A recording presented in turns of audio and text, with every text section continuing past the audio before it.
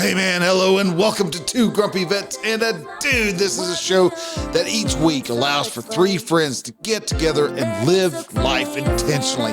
We do this by throwing a little social commentary with our own weird sense of humor and our thoughts together to show folks that having weekly conversations is a good way to help each other out, help men become better men. And so now on with the show with Bryan, Rich, and the Dude.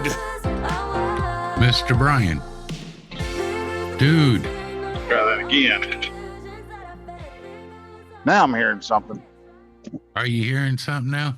I'm hearing something now. By God. Dude, So- are you there? No, I'm here. No, Okay. no, he's over there.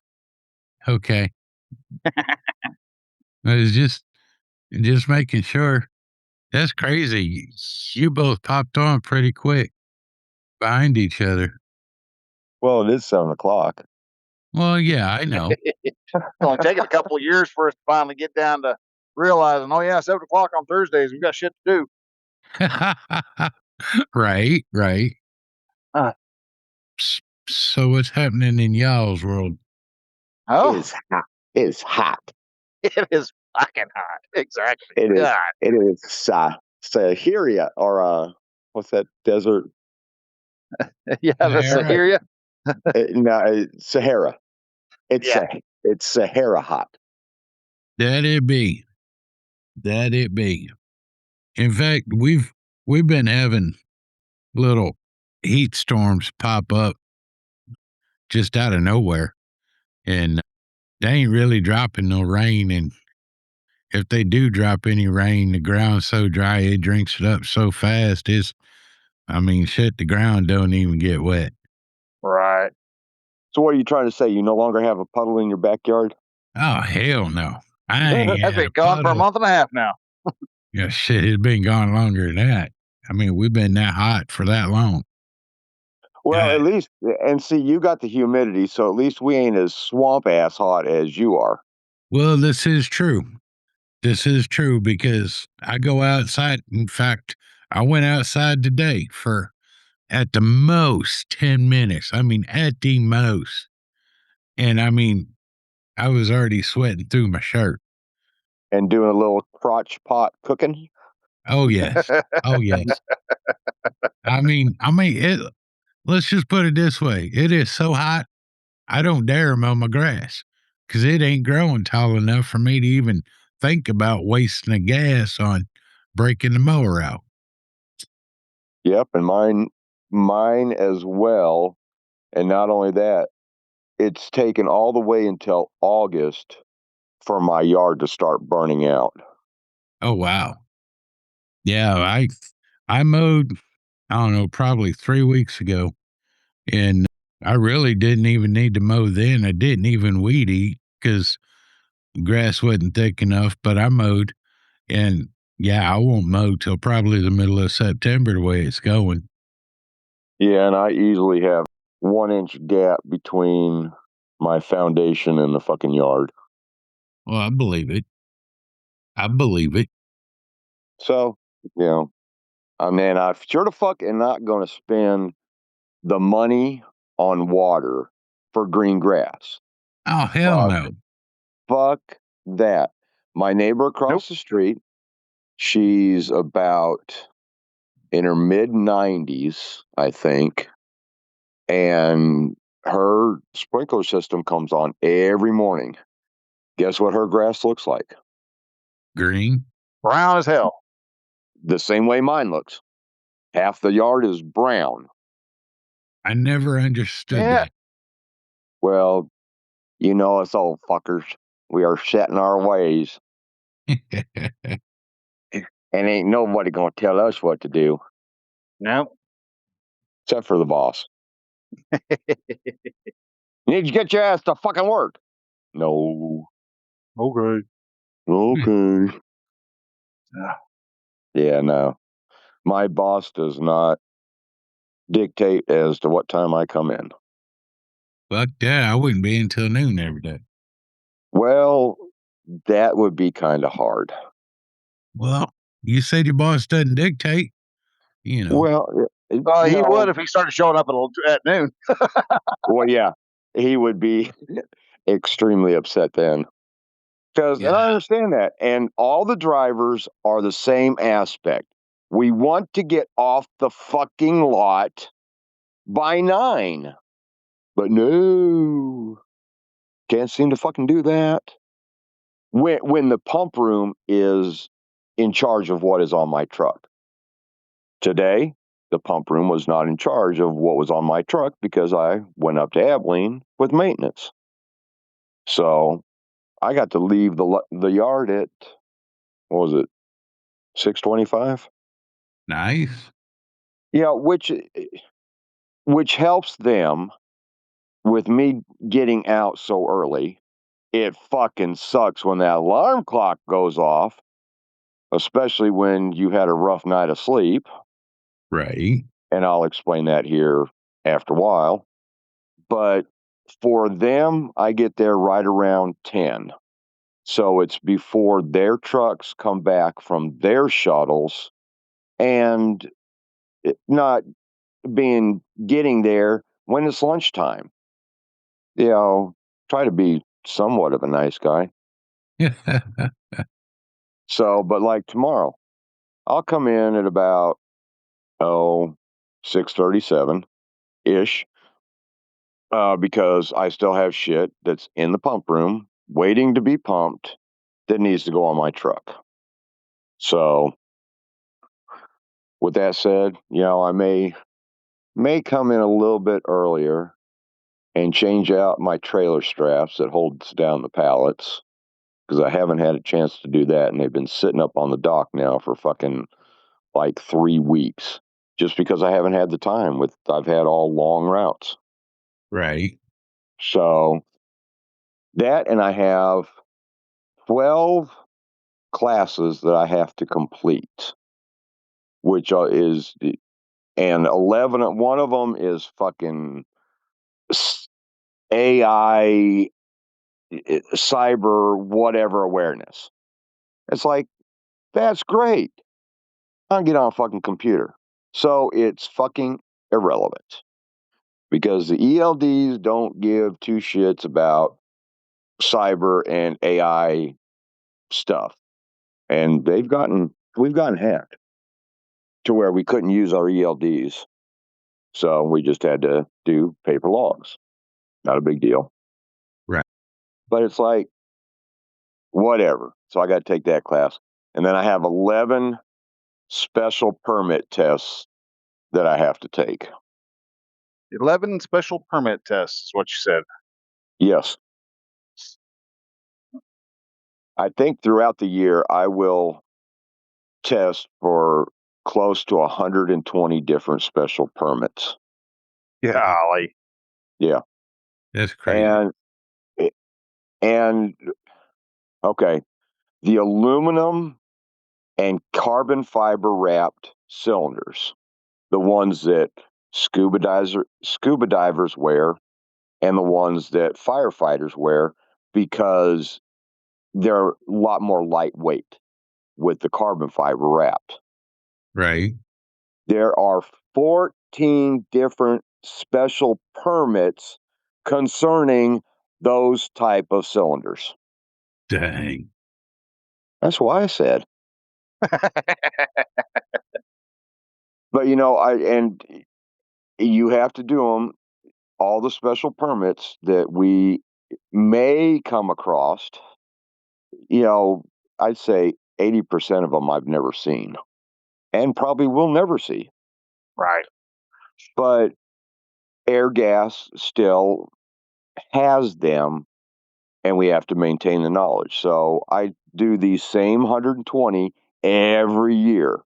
Yeah. After 16 years, you know who the manufacturer on the cylinder is, what type of gas is allowed to be in, what is the test cyclings, etc.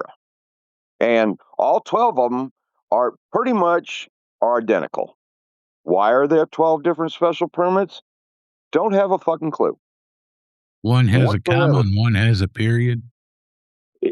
in between, you know, two breaks in a sentence, that very well could be. I have I have no fucking clue. You know, but 6 of them are different manufacturers because you have Taylor Wharton, you got Norris, you got Clifton, you got there's so many different manufacturers of these cylinders, and each manufacturer has to request through DOT and FMCA and the Railroad Commission their cylinders and what they can and can't do. I'm like, wow. Well, at And that's least the like, tests ought to be easy to do. well, but you got to get 100% correct on every single one. You can't pass with a 98. It's got to be 100% or nothing. Oh, wow. Yeah. So, but they're just yes and no or true or false questions.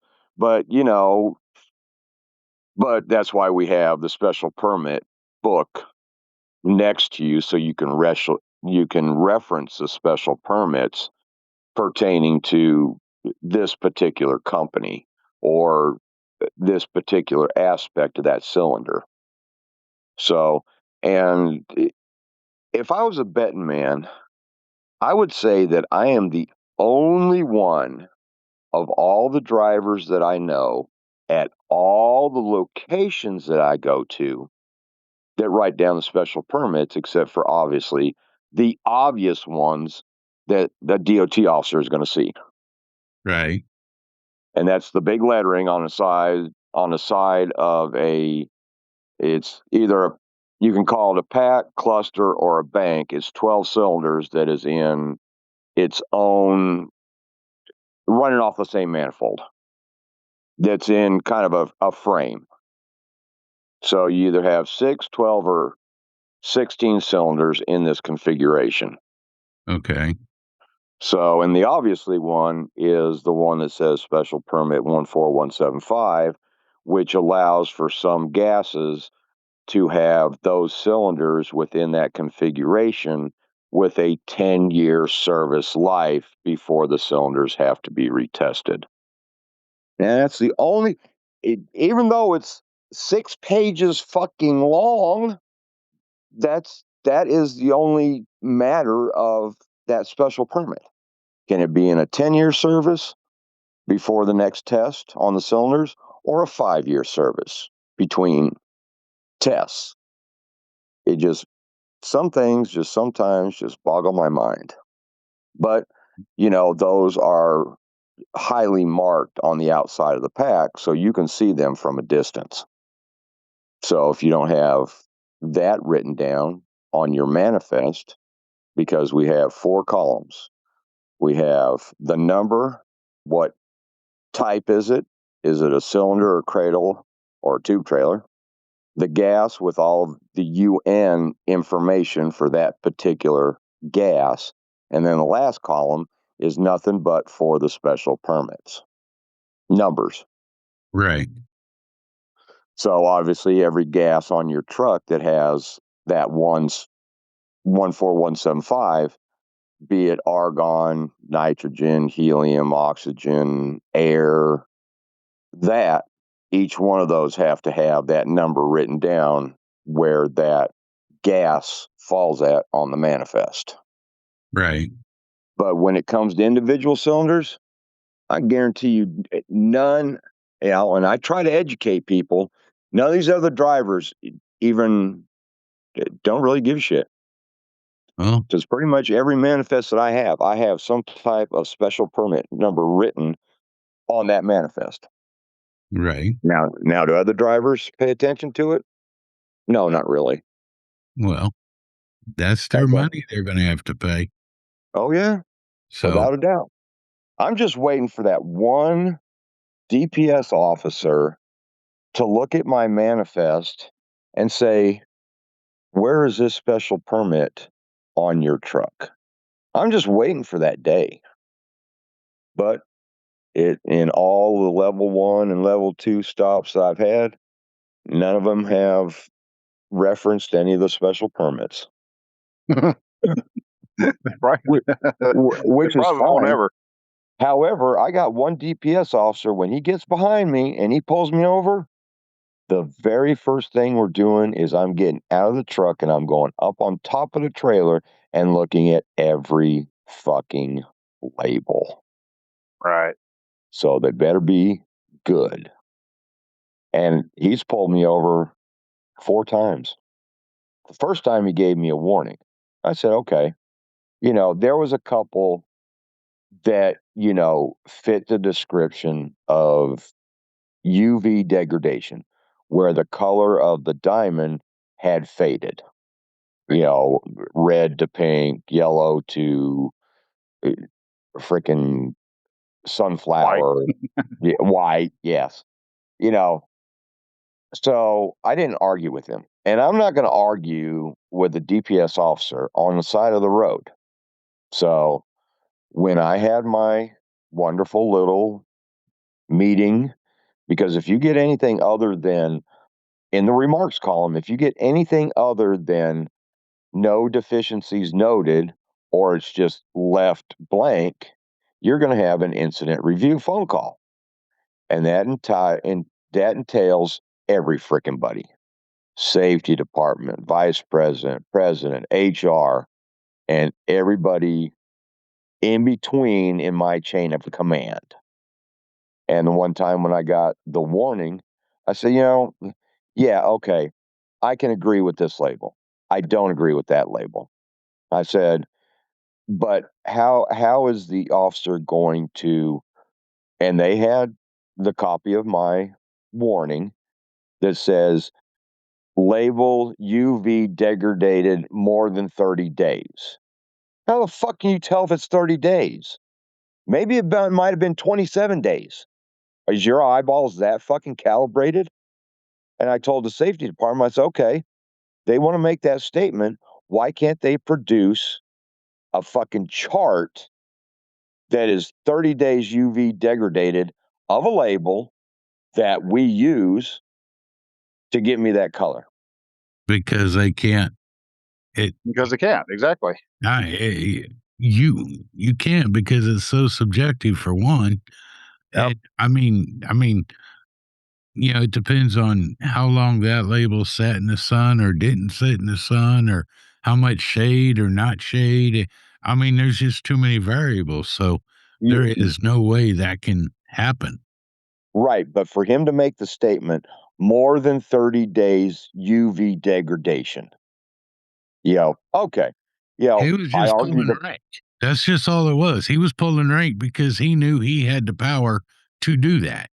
Yep. And when I had my incident review phone call, and that's been 5 years ago, I said he couldn't produce me a color chart for 30 days of UV degradation.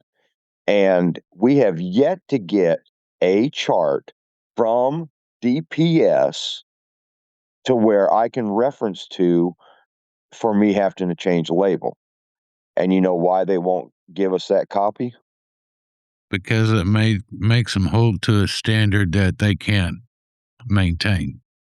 That's one. Number two, the ink on that paper, when it sits in, say, a book in a hot vehicle, over time, that ink will also degrade. So they're not going to give a copy of that out, of what that looks like. I said, okay. So basically, it comes down to, that's his opinion and my opinion. That's what it comes down to. Now, I can understand if the damn thing was white. I get it. I'm just a fucking moron and should have fucking seen that shit. So I won the argument. And I didn't lose, my driver bonus for 2 quarters, all this other shit. I'm like, yeah, okay, where is he right at?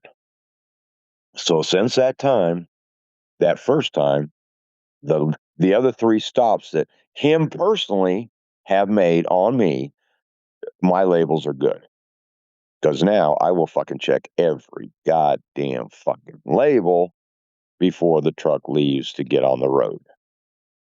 So, say it takes me time, but it also, saves me heartache. But other than that, I'm just waiting for one DPS officer to ask, what is this special permit? Well, I just told you guys that the aluminum and carbon fiber wraps have 12 different or 14 different special permits. And, okay, there's a special permit, for instance, on the cylinders that can hold up to 6,000 psi.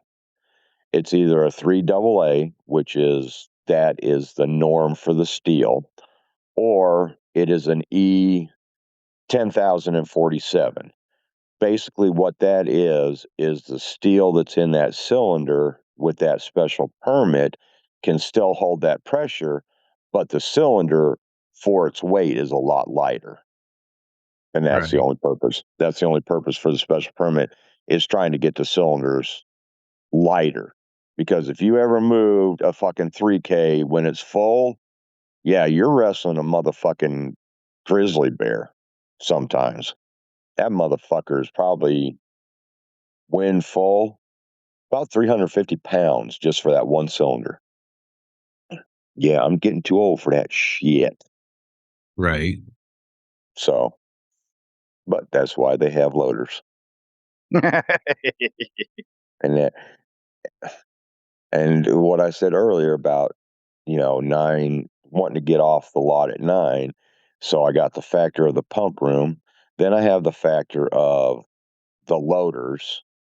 I'm almost 15 years older than one of them, and I could probably pull my load for my truck that's where I'm going to. I don't know how long it took them today, but for Austin, I think I got like 12 pallets. I could have pulled that whole load in a fucking hour by myself. How long did it take them? Well, it usually takes them 2 or 3 hours. And our frustration level is, aggravating, to say the least. Right. Because the drivers want to get on with their day. Absolutely. But, such is life. Never once, when I was in the fill room, never once was any truck waiting for any product that I was pumping for the next day. It was pumped the day before. It wasn't pumped the same day that the truck is trying to go out. My shit was always done a day ahead or 2 days ahead. Right. But I'm fucking manly like that. You such a stud, dude. I know. And you know what? I can still outpace every one of those guys in the pump room except for one if I was to go back into that pump room tomorrow. And we have 1, 2, 3, 4, 6 fillers. One's a new guy. So, obviously he's not in the running because he's still learning. But the other 5 guys, no. 4 guys, oh yeah, I can outpace them and they're half my age. But the difference between work ethics or my work ethics and other people's work ethics. That's all I'm going to say about that. Right.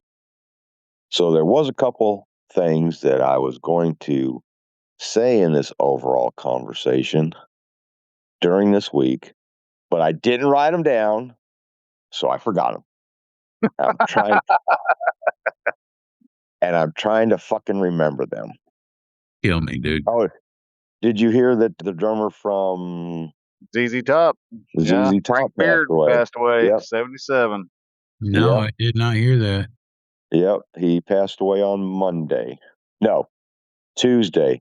Because have you ever seen the movie?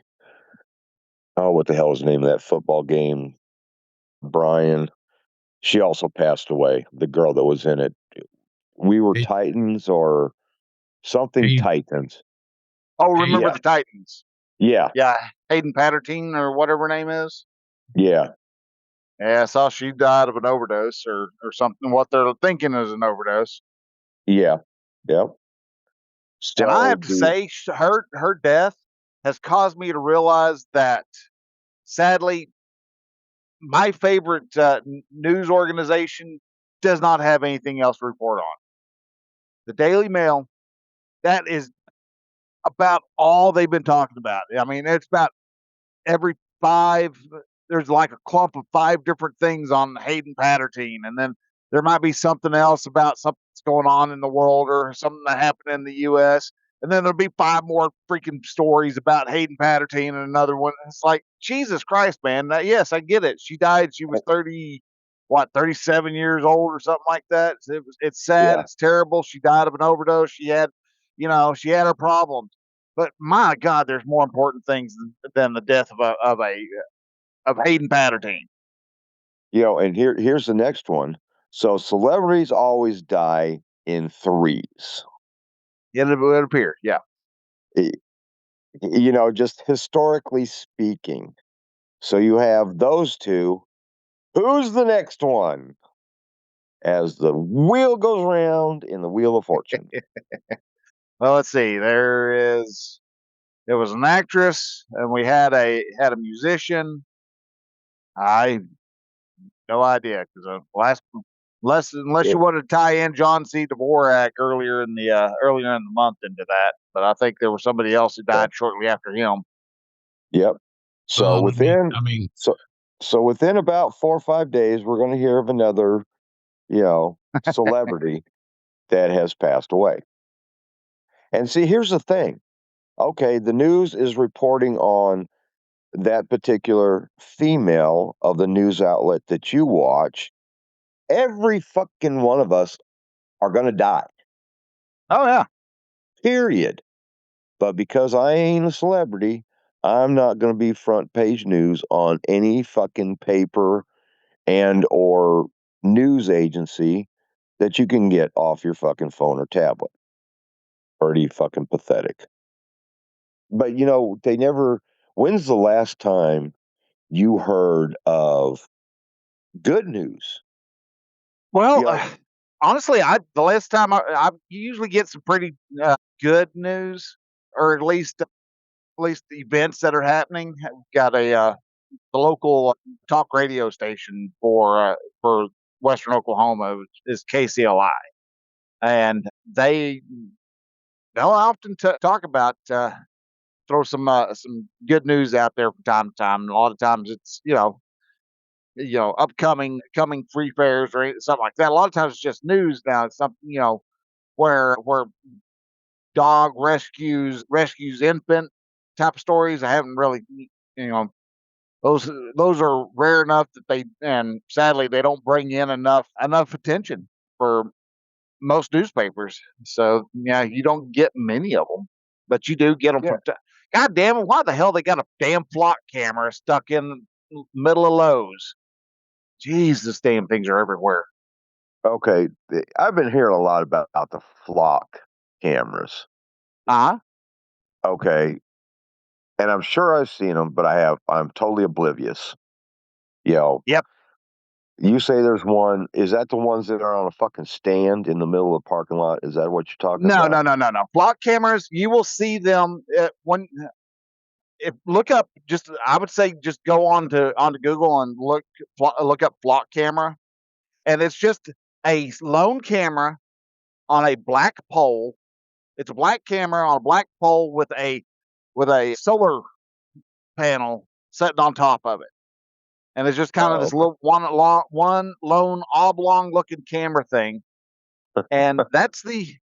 I mean, and that's it, and they're all tied together, or not tied together, but they're connected via the internet, and they're supposed to just be quote unquote collecting license plate numbers, but they have been shown that they collect more than license plates. They collect faces, they store the faces, store everything that they take pictures of, and yeah, it's you know you go and look at, oh, what is it? I think it's called Deflocking America, or anyhow, they've got a flock camera tracking website, and basically you go onto this site, and oh dang it, I'm on the wrong damn line. you go onto the site and look, and you'll see just hundreds of thousands of these cameras just around. And like the one that I always can't ever it leaves me scratching my head is when you go into or leave the Texas Panhandle. Every road leading out of the Texas Panhandle, they have. I'll go and enjoy some Subway.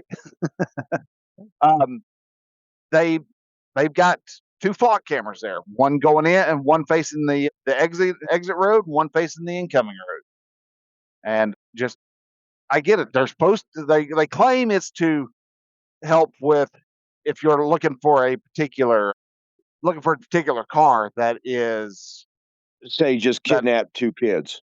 yeah, a car that kidnapped two kids. They got the Amber Alert and they've got the the license plate number. It's supposed to be for stuff like that.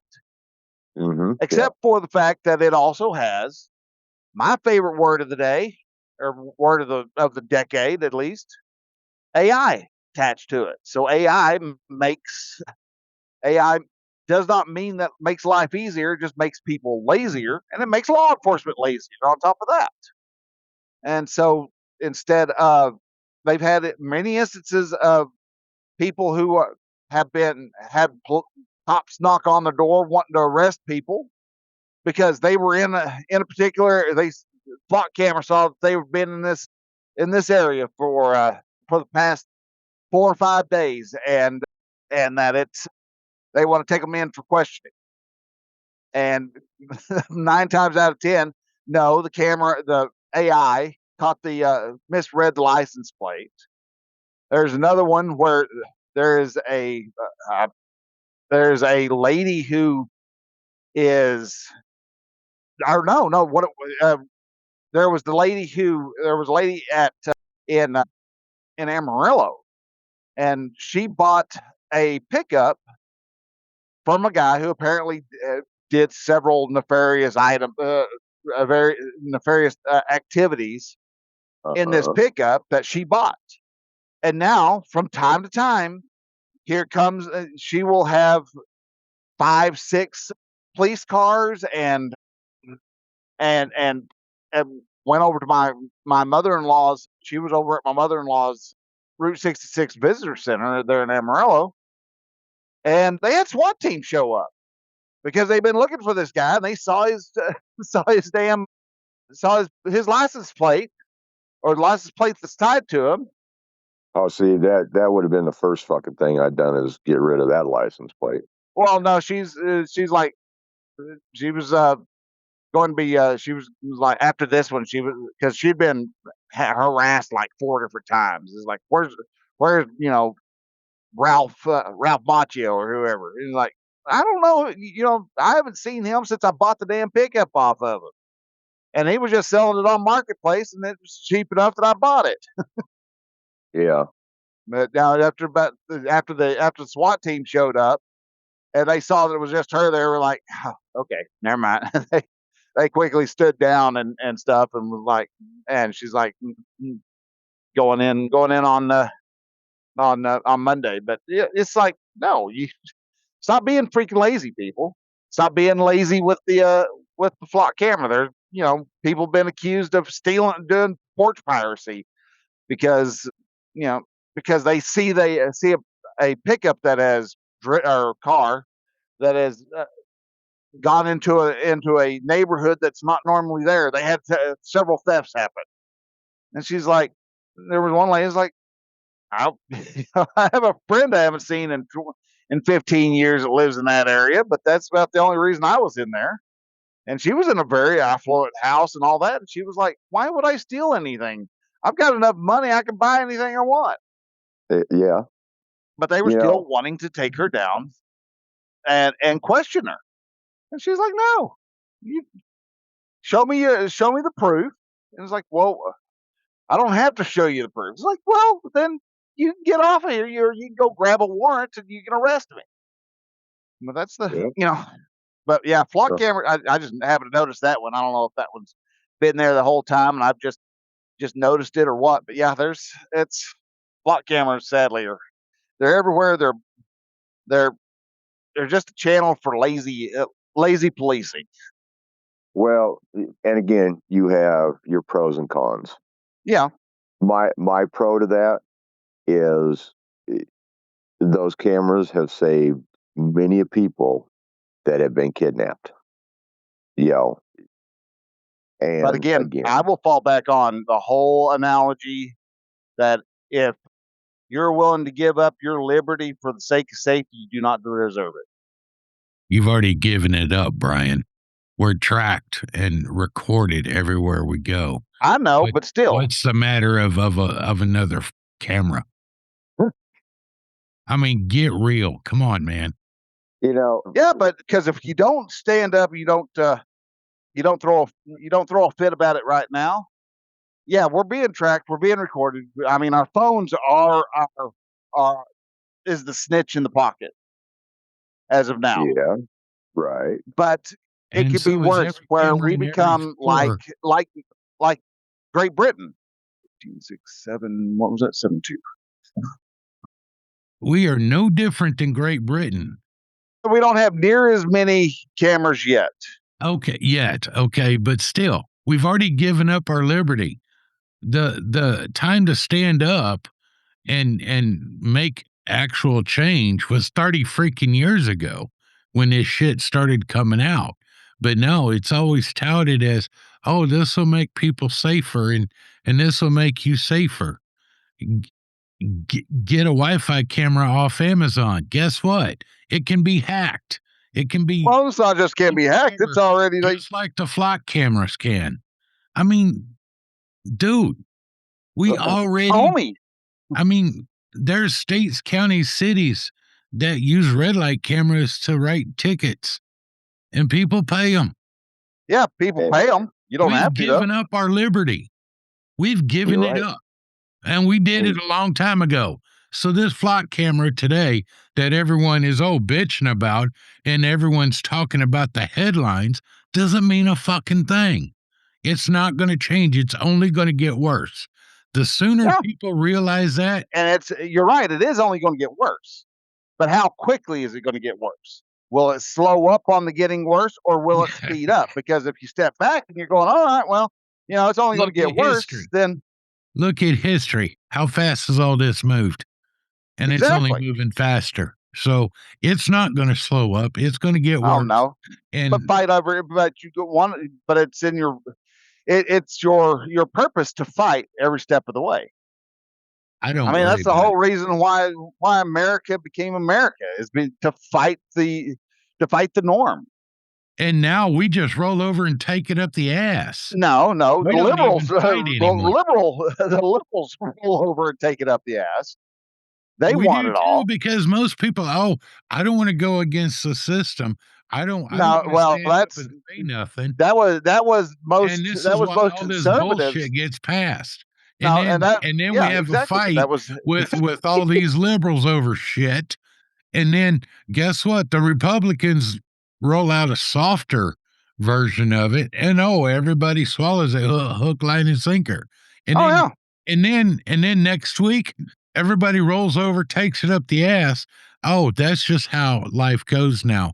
We can't do nothing about it. Communism and socialism is here. This is one thing people are not realizing or accepting. Not accepting. That is the key part. I don't plan on accepting it. I'm going Well, I don't either, but still. But you just said, it's like, why try? Because, it's already here. So let's just sit back and welcome in a comrade. Well, I'll tell you what, have one of them try to come in here and seize my house. Yeah, they will. That's right everything's going. Eventually they will. They go, you know what? Your house is too big. There's only 2 people living in here. You need to be in a 1-bedroom. And this is, since you've got 3, we can put 15 illegal immigrants into this house. So we're going to go ahead and take your house and put you in an apartment.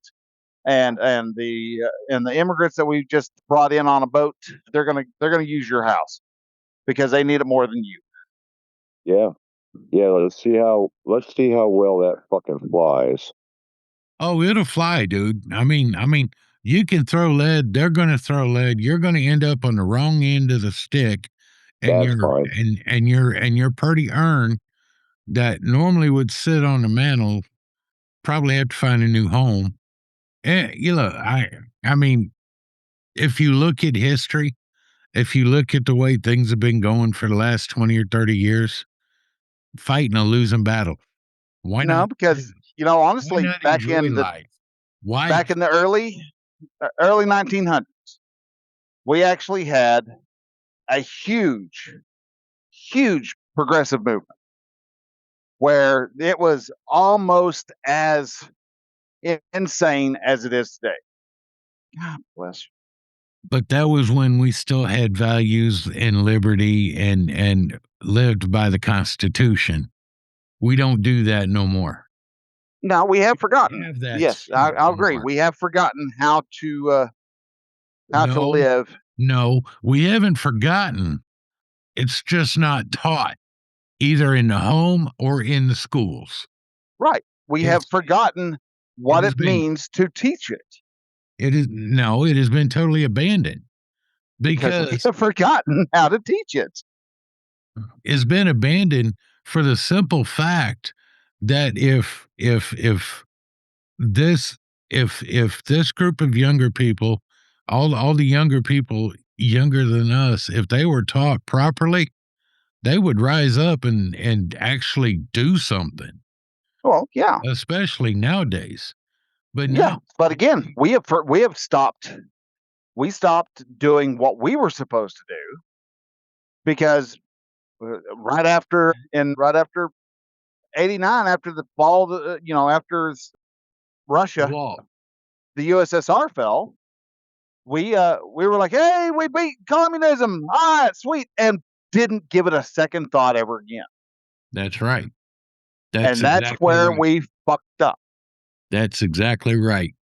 It's been almost 40 years, and look at what has come across in 40 years. Yeah, it has grown. In It has one expanded. generation. One generation, look how far it's come. What do you think it's going to do in the next 40? It's going to just compound in speed. I think people are coming around. They're starting No. to wake. I have faith that America is waking up because Okay, you're seeing more people who are actually starting to. Because I mean, yeah, it used to be is like, oh, they ain't hurting anybody. They ain't doing anything wrong. They're a bunch of idiots, pot smoking hippies that that never worked a day in their life.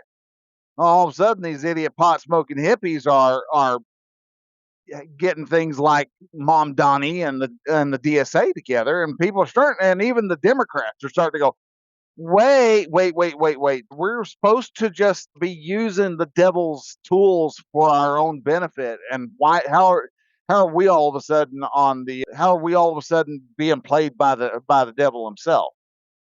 okay. You do realize that the millennials, which is the generation that came after us, correct? Am I Yep. correct in that? Yep, that is right. I thought I was. Okay.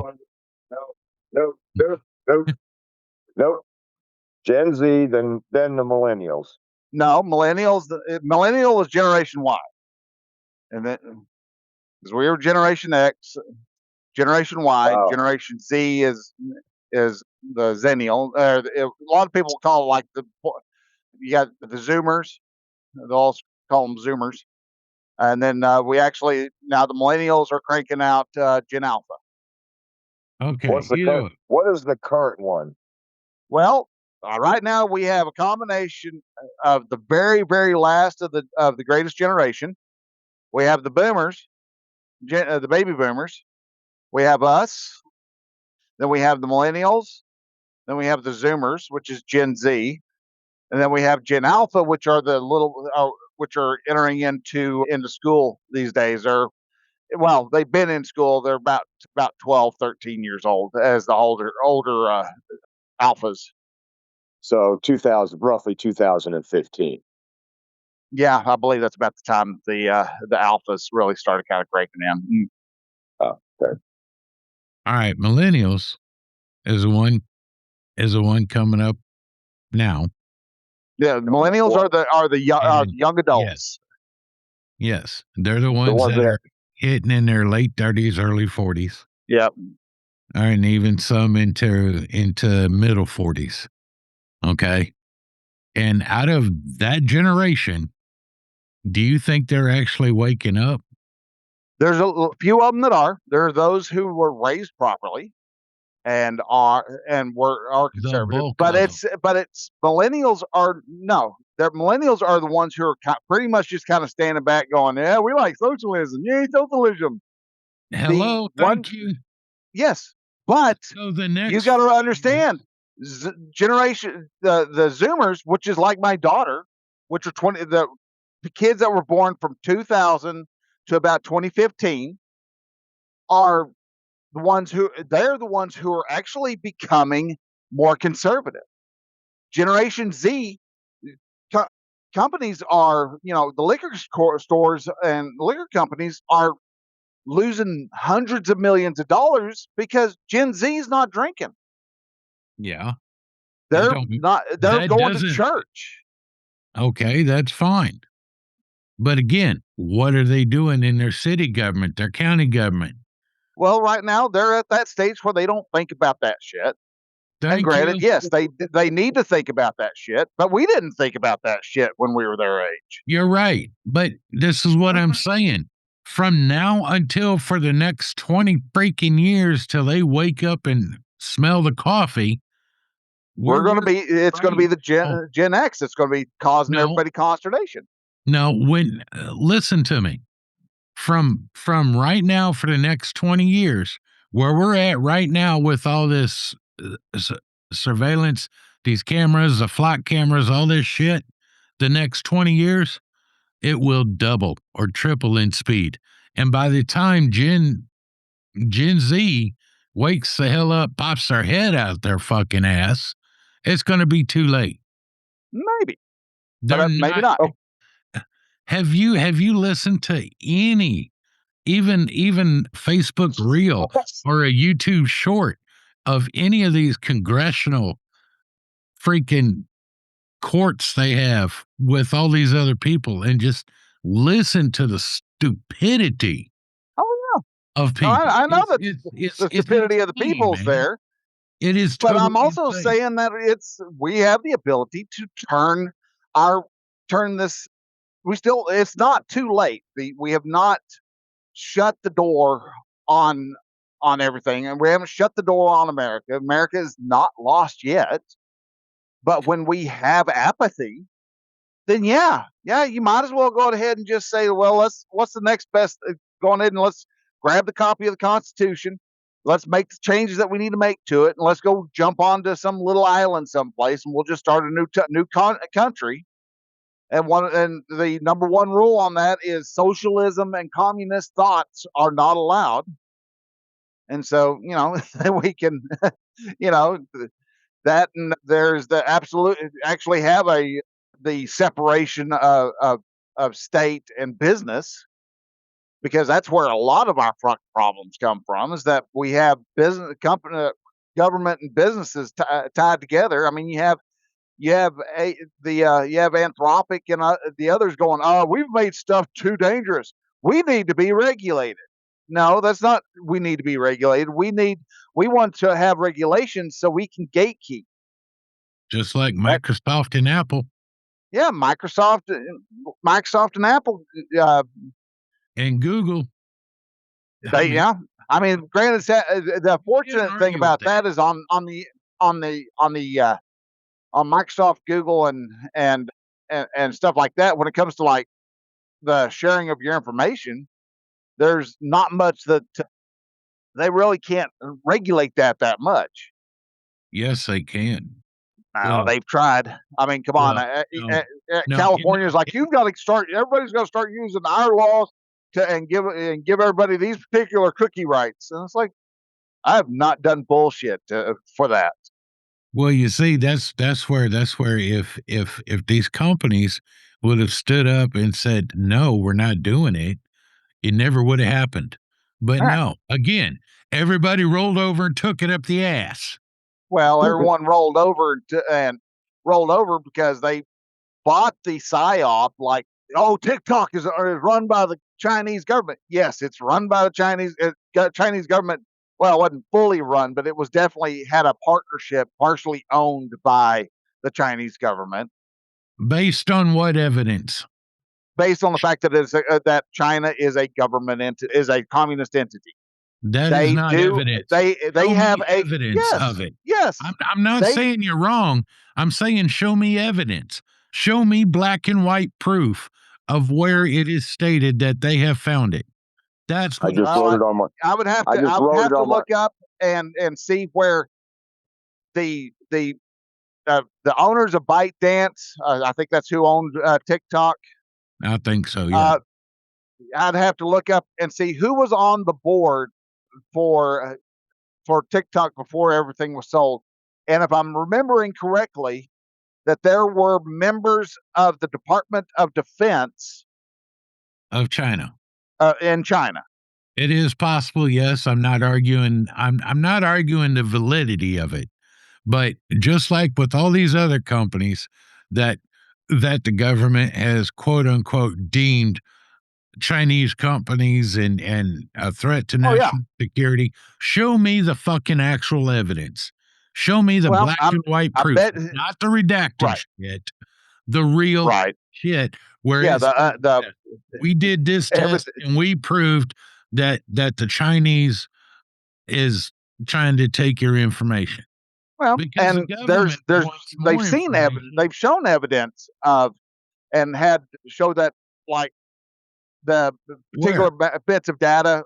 Where? When? Dude, it's been 5-6 years. I couldn't tell you exactly where it is on the internet anymore, and it's where you have to kind of have to just say it's out there, and I can try to look for it, and maybe, granted, my research skills are not the grandest, but there have been instances of showing that, like, that they would take information and send it to a Chinese server, and then it would come back. Now, how true that was, I couldn't tell you, because I wasn't about to go through the process of verifying if they used the word "the" correctly or not. Wasn't going to go through every little blog post and news article and see, but tried to use a little bit of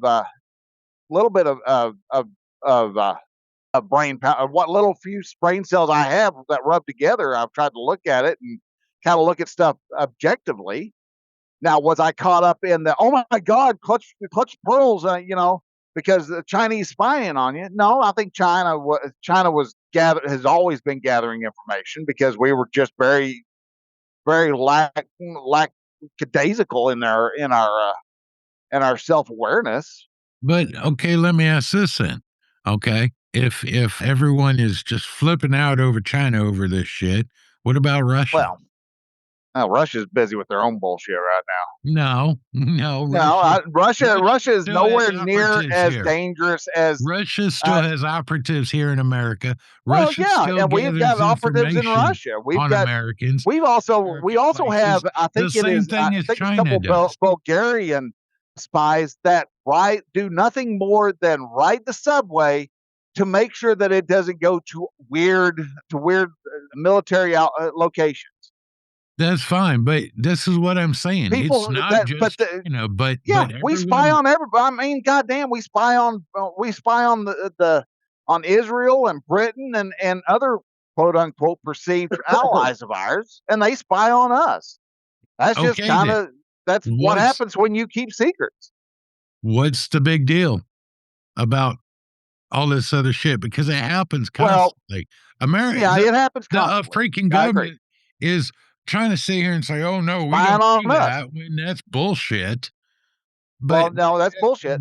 But again, it's a psyop is the main part of it. It's a psyop in the fact that, why did everybody throw a fit about?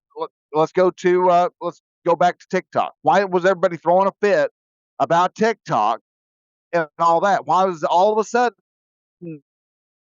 the fact that China was and ByteDance was doing the very same thing that Google Facebook, Twitter, and all the other social medias out there were doing, because TikTok was beating the pants off of all of them in their advertising. They had just opened a TikTok shop, and oh my God, it was America got kicking their everybody's feelings asses. hurt because another country outbeat them. Look Yes, at DJI. again, it is because the government, because there's a partnership between government and businesses. Businesses need to keep their fucking asses out of the damn government, and government needs to stop meddling with fucking businesses. Oh, I agree. But you see, you just broke it down to its simplest form, because America got beat. And here's the sad thing about it. America's been getting beat for the last 40 years. We haven't really innovated, because we have sold we've sold our soul to the manufacturers of China. You know why? Because America raised their fucking corporate tax rate. It drove businesses out. Right. And that's the government did that. And then the government tries to come back and say, oh no, China's trying to spy on us. No, they're not. We fucking gave it to them. Right. Russia's doing this. No, we gave it to them. Yeah. Because other people pay attention to what other countries do, and they capitalize on it. Yeah. That's a case of where when people start throwing a fit about other countries, it's like, pay attention to your own yard, dude. Jesus Christ, all right? We don't need to worry about what Britain's doing. I mean, granted, it's sad to see Britain's going in the toilet like it is. Well, yes, it is sad to see, but we don't give But we're going that same damn way if we don't pull our heads out of our ass. And we're not going to do it. We're not going to pull our head out. I think we are. I think a lot of people are waking up. Okay, wait. The American people, yes. The government, no. Because the government is a political machine. Yes, and if we swallow push hard anybody that has any decent ideas. And I'll refer back to JFK. Look at what they did to JFK because he was for the people. They assassinated his ass. Yeah. They're going to do it this time. They've tried 3 times with old Trumpy Trump, too. They tried with Reagan. Yeah. This is what gotta love that 6-week cycle, don't you? Anytime you bump against what the political machine doesn't like, you get what we call suicided. You get removed. So, see, I live here. My house is my domicile. Yep. Okay. I function within the law because I am legally bound to do so. But I'm just sitting here watching all this shit just melt. Just fucking melt. Right. And so why don't you step into it and actually start trying to rectify some of that problem? I used to. That's the thing. I used to be the loud. No, I mean, not even the loud one, but I mean, what would happen if we had rchelson suddenly go, you know what? I'm going to be a part of the city council. You're going to Man, you would make people's heads explode left, right, and center. I mean, it would be a literal bloodbath because it'd look like Scanners was up in that damn bitch. Oh yeah, no, it would because I would state my opinion. But you see, there's more of them than there is of me. No, actually, I don't think so. It's just there's more of them who have been talked into being in city council, being on the school board. There's more of the socialists who are, thanks to, and again, he's the big boogeyman. I get it, but George Soros's Open Society, they're the ones who would find people and go, hey, you look like a fine, upstanding little socialist thinker like you are. Why don't you go? We've got an opening over here. We're going to throw a bunch of money your way. Come on, come with us and be in Frisco City Council for us. And they're like, yeah. And all of a sudden, out of nowhere, they slowly stick one more person in. There's an opening here. Hey, let's stick you in. Let's stick you in. Let's stick you in. It's kind of like how they used to you'd see on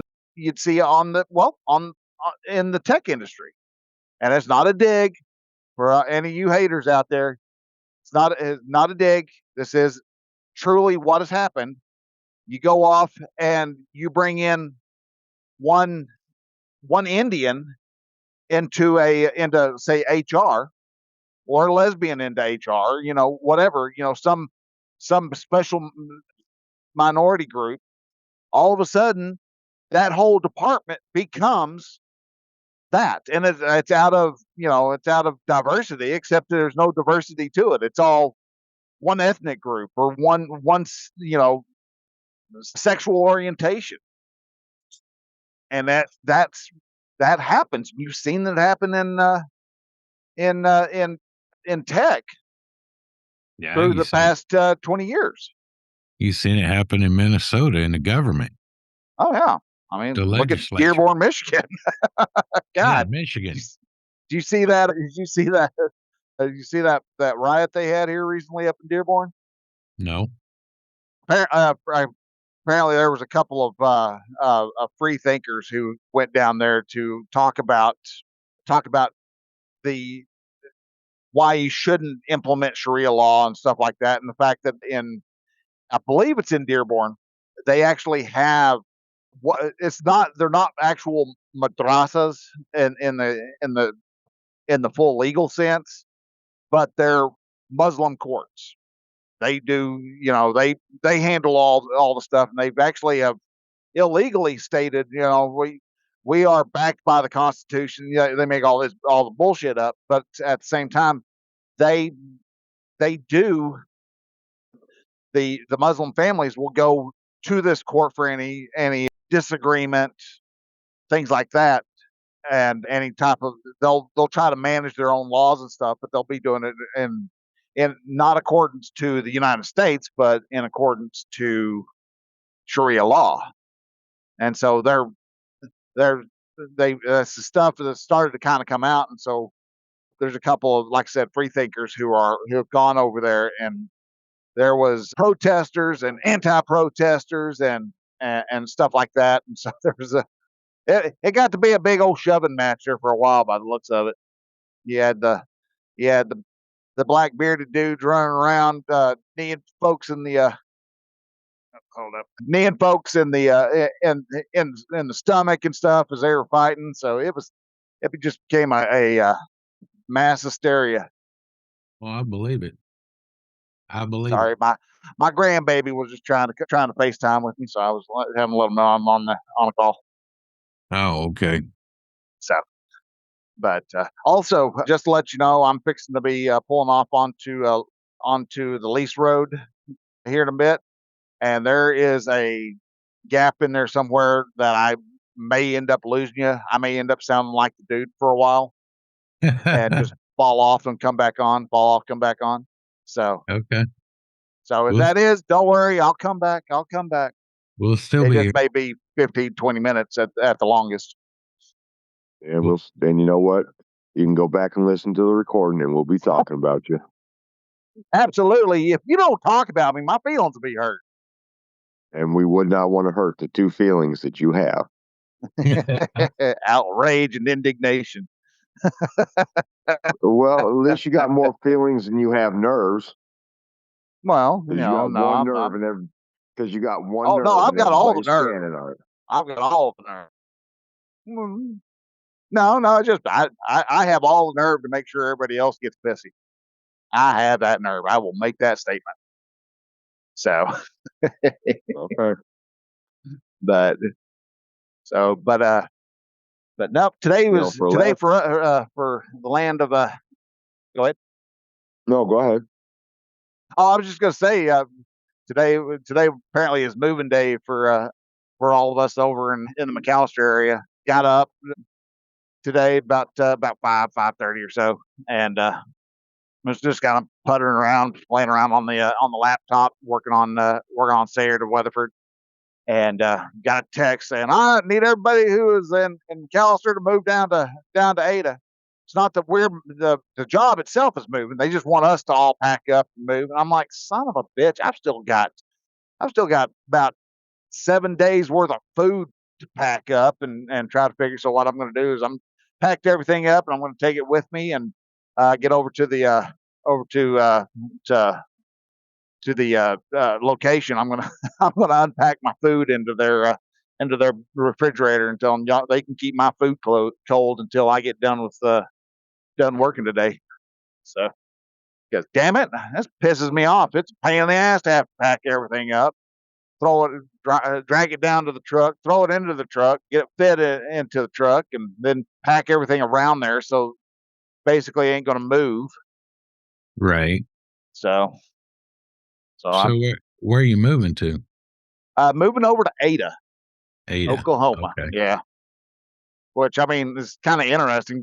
Well, I have a good idea as to why, because most of the sand plants that we're getting that we're loading out of are just outside of Ada, and so that way we can grab a trailer and take it to the hotel because the hotel we were staying at over in McAlester doesn't have truck parking, and I guess they really are not up for us parking our trucks behind the strip mall, though there's plenty of parking there.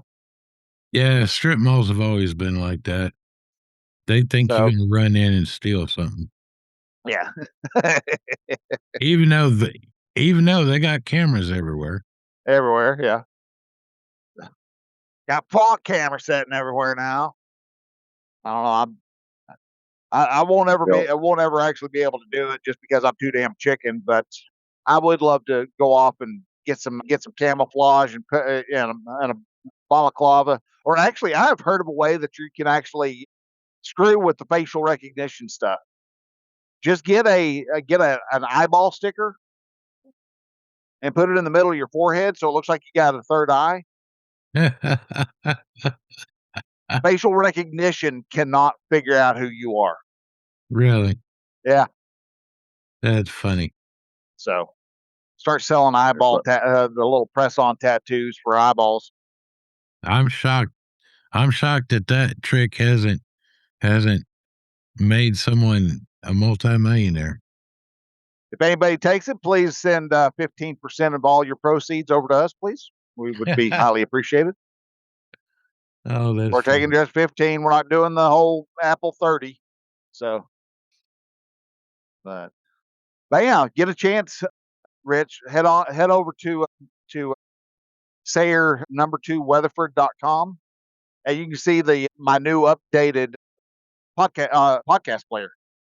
I don't have it all decked out. I could actually go on and turn it all on for you if you wanted to. It looks with everything on there. It looks a little rough, but I've got it to where it'll read chapters and all that. And I'm using Two Grumpy Vets as the testing website. So, Okay.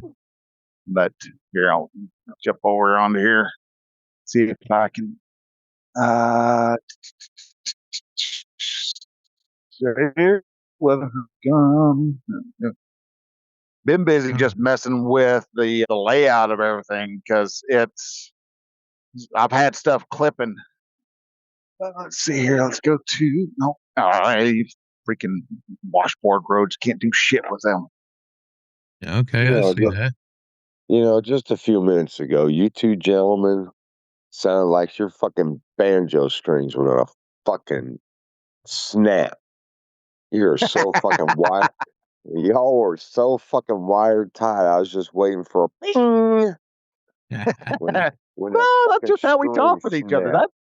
I love it when we are able to have those types of interactions where we're able to just and it's not that we're even angry with each other because no, I ain't angry No. at Rich. I'm just passionate about what I want to say, and he's passionate about what he wants to say, and so yeah. That's it. I mean, I wasn't mad at Bryan or nothing. No, I mean, just said y'all's banjo strings were about ready to snap. That was it. You guys are so fucking worked up. I'm just standing there shaking my head, rolling my eyes, watching the fucking hawk chasing a fucking pigeon. That was interesting because the hawk almost got that pigeon. God dang it! Come on. But anyway, one of the things that I had forgotten and now have remembered while I was coming back, and it just happened to be today. Coming back on from Abilene, I hear over the radio, one of the DJs saying there was a news article someplace in Kentucky, Tennessee, Kentucky, one of the two. And this gentleman went to rob this house. And the police showed up. The kid was still there. And I guess he had gotten his ass whooped by a 99-year-old lady.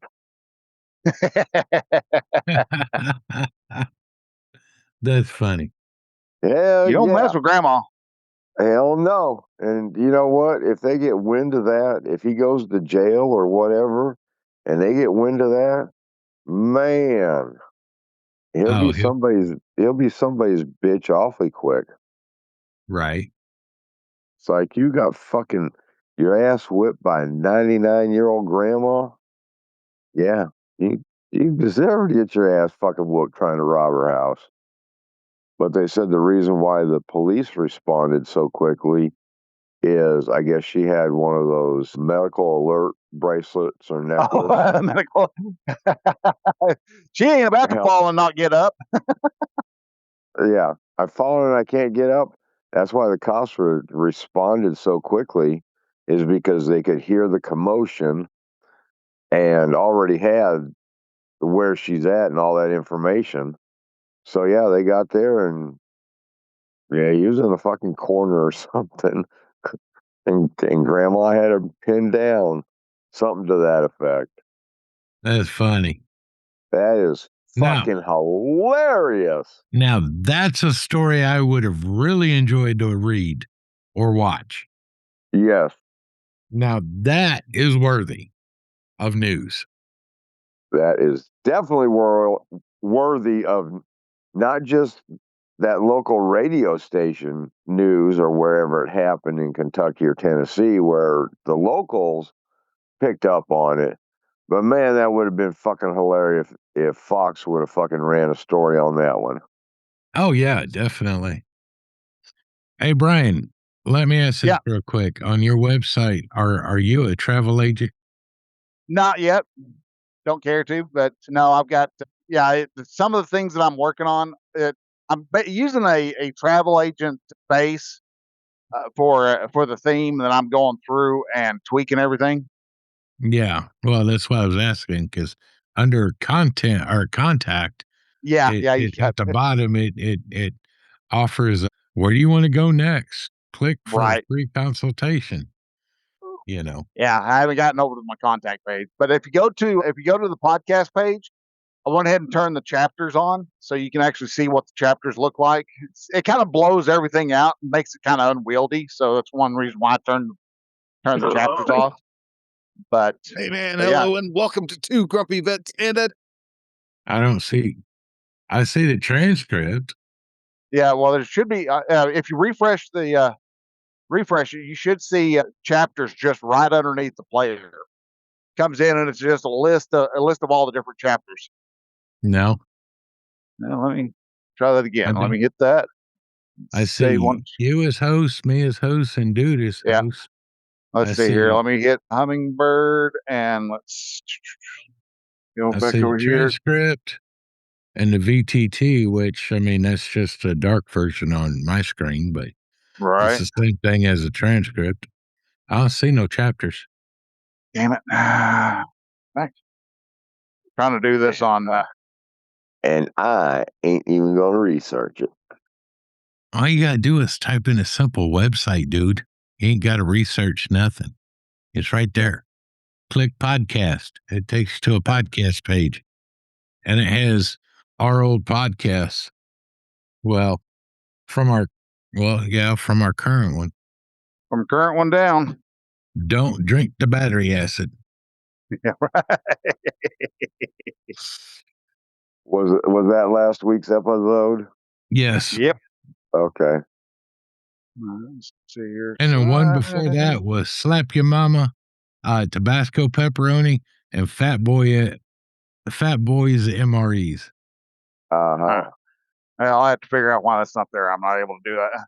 There's not enough screen size on my phone Well, to get a bigger figure it. Get your trifocals out. Come on now. It's not Get- driving matter. It's a better real estate.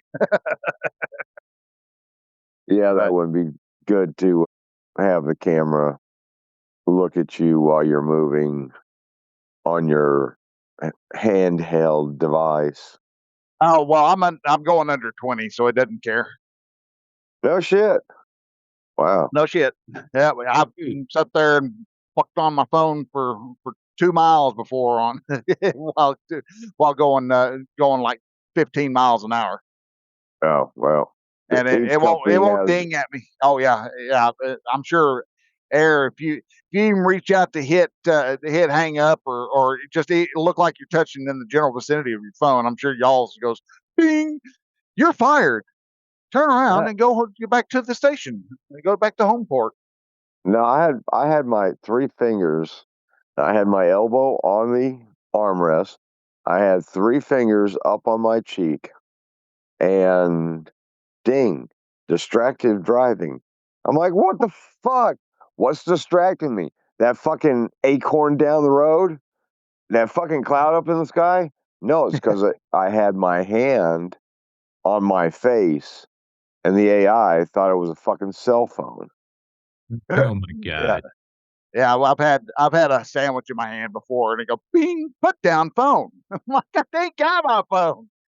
Yeah, I lost 2/10 of a point a couple weeks ago, or not even a couple weeks ago. It was earlier this week because I was coming from Sealing over here to McAlester and had to go through under several bridges. And so while I was underneath there, I don't know. I guess it was. We have one bridge. I guess it's kind of wide enough where the camera gets used to the dark, and then you come out from underneath it, and so it blows everything out. And so it's being clear obstruction from camera. I'm like, there's nothing in front of the camera. And on my deal now, it says obstructed camera minus 2 points. So I'm like, damn it, I'm never going to get driver of the month. I would have done one of 2 things within shortly after.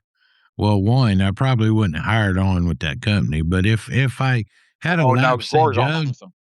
if I had a lapse in judgment and I hired on, I probably would have yanked that camera out within about the first 30 minutes and chucked it out the window and then called the company. No, see, you have somebody to talk to. No. It's like your wife. It bitches at you about how you're driving, and you get to bitch back at it. You see? No. No. Well, that's what I call my camera is Jana. So Jana doesn't think it's very funny of me calling it that, but still, I swear. it's like I'm just Oh, driving, Jana. Come on, I'm not distracted. What am I? Because it'll do distracted. I love screwing with it because if I can, the way that it tells where you're looking and if you're distracted is where your nose is pointed. Because it takes the symmetry of your whole head. So if your head is turned down, if you're looking at your phone and you've got your head turned down for, well, I think it's like a second or something. I think is what ours is set for. It might be 2 or a second and a half, but it's a fairly short amount. And so if it sees that you're looking at your hand, it'll throw a fit. And if you still don't, and if you don't move your hand, then because first it just makes chirps at you, it's like beep beep, and then if you still don't move, then it like just beep beep, distracted driving, and then if you still don't, then it goes bonkers. It goes beep, beep, beep, beep, beep, beep, beep. Yeah. So Well, from time to time, I'll piss it off just because it's fun to, just to show whoever's looking at the camera that there's that AI technology, because they like to say it's AI. It's not. It's just it's a program, and that the program is not as infallible as they try to sell it. driving is stressful enough as it is. Adding a camera, I don't need that much. Well, I've gotten around to accepting the fact that I am going to pick my nose in front of them. Oh, good. I will Cool. just sit there and I'll look into the camera, just dig for gold, man. Scratch ass at the same time. Yeah. And to answer your question, Rich, Yeah. about no backwards facing cameras, you buy any vehicle 26 2027. and newer have backwards facing cameras for facial recognition of stress. There's a lot of entities, and this is every freaking vehicle manufactured in the United States or that comes to the States will have a rear facing camera. Yeah, I have seen those articles, a couple articles on that, and so I will never have a new vehicle ever again. Nah, I won't have I won't ever buy a brand new vehicle anyhow. I've never had. So, but if I ever, 10 years down the road, if I'm buying, buy another vehicle and say it's a 30 a 34 model, I'll take it in and go. I'll buy it, and once everything's cleared, I'll take it over. I'll find a shop that'll actually deactivate the cell antenna. Oh, I'll go. I mean, they've got a whole there's a budding industry just ready to pop for when those things come out. Oh, I know. Yep. I know. And if it ever gets to that point and I have to buy one with one of them cameras, I'll either mod it to where I can disable it, and if I can't, I'll just bust the backward facing camera. Then your vehicle will never turn on. Well, actually, what I may do is just see if there's a way to be able to take the camera leads and turn it and put it into a video player and just play porn for whoever ends up watching it. Or you could just paint the lens. Yeah, just paint the lens over the lens. Of course, it may end up having a deal where if the lens is obstructed, that you got to turn it off. So that's why I'm saying take the cell antenna transmitter off, because then it doesn't have anything to be able to communicate with. Well, this is true. Yeah, I've read, because some of the newer Jeeps, I've read articles, some of the ones coming out, they've got some, and there's a way to mod them, but you got like 3 or 4 different places, and they're hidden to disable that shit. And people are figuring it out. You got to take the whole fucking dash out. Hey, if I got to do it just to be able to drive the vehicle so it can't phone the government or the insurance company, which leads to the government, I will do that. Yep. Well, right now, from what I understand, it's also disabling the vehicle, shutting it off. Yeah, it disables the vehicle. If it sees that you're incapacitated, it tells you it's going to shut her down. Go ahead and do or that. won't even let you start it. Yeah, go ahead. Oh, they'll figure out how to get around that. Doing 75 miles an hour on a major highway and shutting it off, and then causing who knows how many fucking fatality accidents. Well, you're hell right. Yeah, that would be lawsuits upon law. But the only problem is they're doing it because of a law. Old Uncle Joe put that law into place. Right, but back okay. by the folks like driving. But okay, here's the thing though. With all the millions and millions, hundreds of millions of drivers on the road today, I mean, as soon as this kicks off and someone is mad at, let's say, their wife, and they're screaming and yelling in their car because they don't want to scream and yell at their wife, and that car shuts off because of distracted driving, whatever it wants to call it. Yeah. As soon as, because out of the hundreds of millions of people driving, Unfit for driving. okay, there's going to be millions upon millions of accidents within the first 30 minutes, which is going to wind up being lawsuits. I don't think it's going to go through. I mean, if it just shuts the car off, I mean, it won't lock it up, but most people would be like, "What's up? What's up?" And then they'll just stop right in the middle of a freaking interstate and have a 30 car pileup. 2 or 3 of those, once they figure out it was the camera that did that, I guarantee you car companies, the government would tell the car companies, disable that shit because that's more of a distraction. But the thing is how many people have to die before that comes up? Yep. That's the whole thing right there. I mean, Yep. so something needs to be done about it. And again, why are the car companies rolling over and taking it up the ass?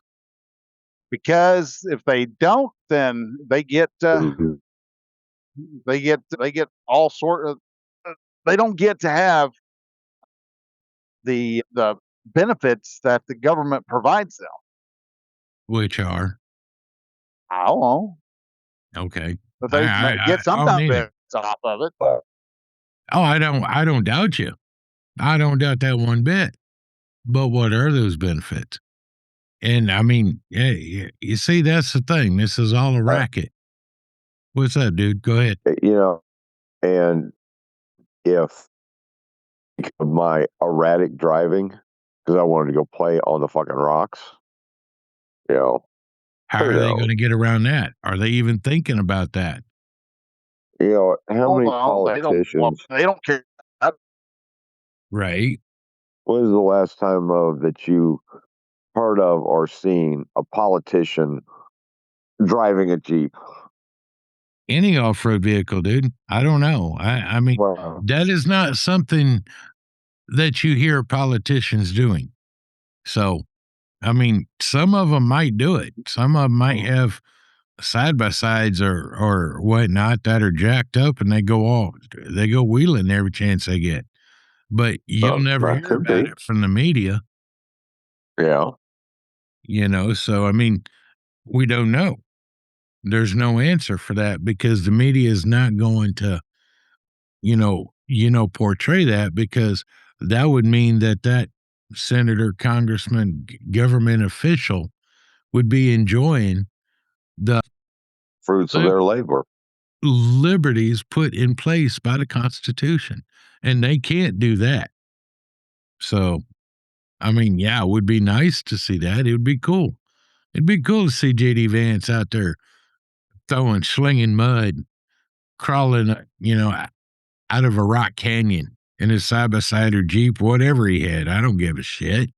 It would be cool to see that shit, but you're never going to see it. Nope. And we lost Bryan. Yep. But yeah, you see, that's that. Yeah, I don't know. I mean, no one's talking about it, but I don't really think that law is gonna make it. They'll still sell cars, but a lot of people will probably hang on to their cars. They won't buy new ones, and then you have the dealerships bitching, the salesman bitching, and that's gonna go up to the manufacturers, and then oh shit, they're not selling cars. What are we going to do? Well, take out them fucking backward facing cameras. Yeah. And instead of passing a new law, just repeal the original law. But everyone thinks that, oh, we can't do that. We just have to pass a new law. No, repeal. Yeah. And I was watching earlier on the news of some, might as well just call her a member of the DSA. She was talking about the aspect of why are we making new laws for English proficiency and all the other stuff for CDL drivers. And then the next segment came up is like, no, actually, they made a law about that for CDL holders to have to be able to have English proficiency back in 1937. Right? It's nothing new. Mm-mm. The law is already there. It just was never enforced. But Yeah. everyone thinks nowadays, oh, we have to make a new law with new wording because the old wording isn't right. No, the old wording still works. You might need to update it a little bit, clarify it, because God forbid if it's not exactly 100% locked down, if there's even a little crack of a loophole that someone can exploit, they're going to exploit it. And that's in any law. You're right. You know, if you don't put a period at the end of a sentence, that's a technical loophole and someone will wiggle through it. Yeah, that's why that one kid that stabbed the other kid at a track meet, that was a very high visible case that because evidence was not presented in a first trial, his defense team wants a new trial for this kid because of the finding of evidence that the white kid had said or scribbled something racist, but that's a character statement. That's not part of the facts Right. of why he got killed. Right. So now And the kid's lawyer wants a new trial based upon there's new evidence. that's not evidence. And you just wait, some judge will allow it because there's a lot of judges that will just will reopen cases. I mean, look at all the shit that's been reopened, you know, in the last few years over stupid shit. You know, lawyers can't get one court to even listen to it. They go to another court. Oh yeah, I'll take it. I'll listen to it, and then it gets overturned. So I mean, what do you do, man? Yeah, no, just let the motherfucker sit for the next 20 years in jail, exactly where he fucking belongs. This is why. I don't half-ass listen to this shit. I just I just live my life. Huh? I don't. That's why I don't care what the government does. That's why I don't care about a lot of this shit because I'm not going to change it. You know, I'm just going No. to enjoy my life and live my life like I want. And I'm going to let everyone else scream, yell, whine, cry, and let all these young kids think that they're just a clump of cells. Go for it. Have at it. I don't give two fucks. I'm living my life. And I'm not letting what if Trump farts crossways, I don't care. If Joe Biden fucking, whines about shit, I don't care. If something happens in New York, I don't care because I don't live there. It don't affect me and the way I live. Well, I understand that. And that's the thing. Everyone, it seems like a lot of people nowadays have to have a therapist or be on drugs or all like this because oh my God, Orange Man up in the White House is not spending money right. Well, guess what? Your candidate didn't do it either. And the one before that, and the one before that. So, what's so different about all this shit? Nothing. It's just the name is all it is. It's just the name.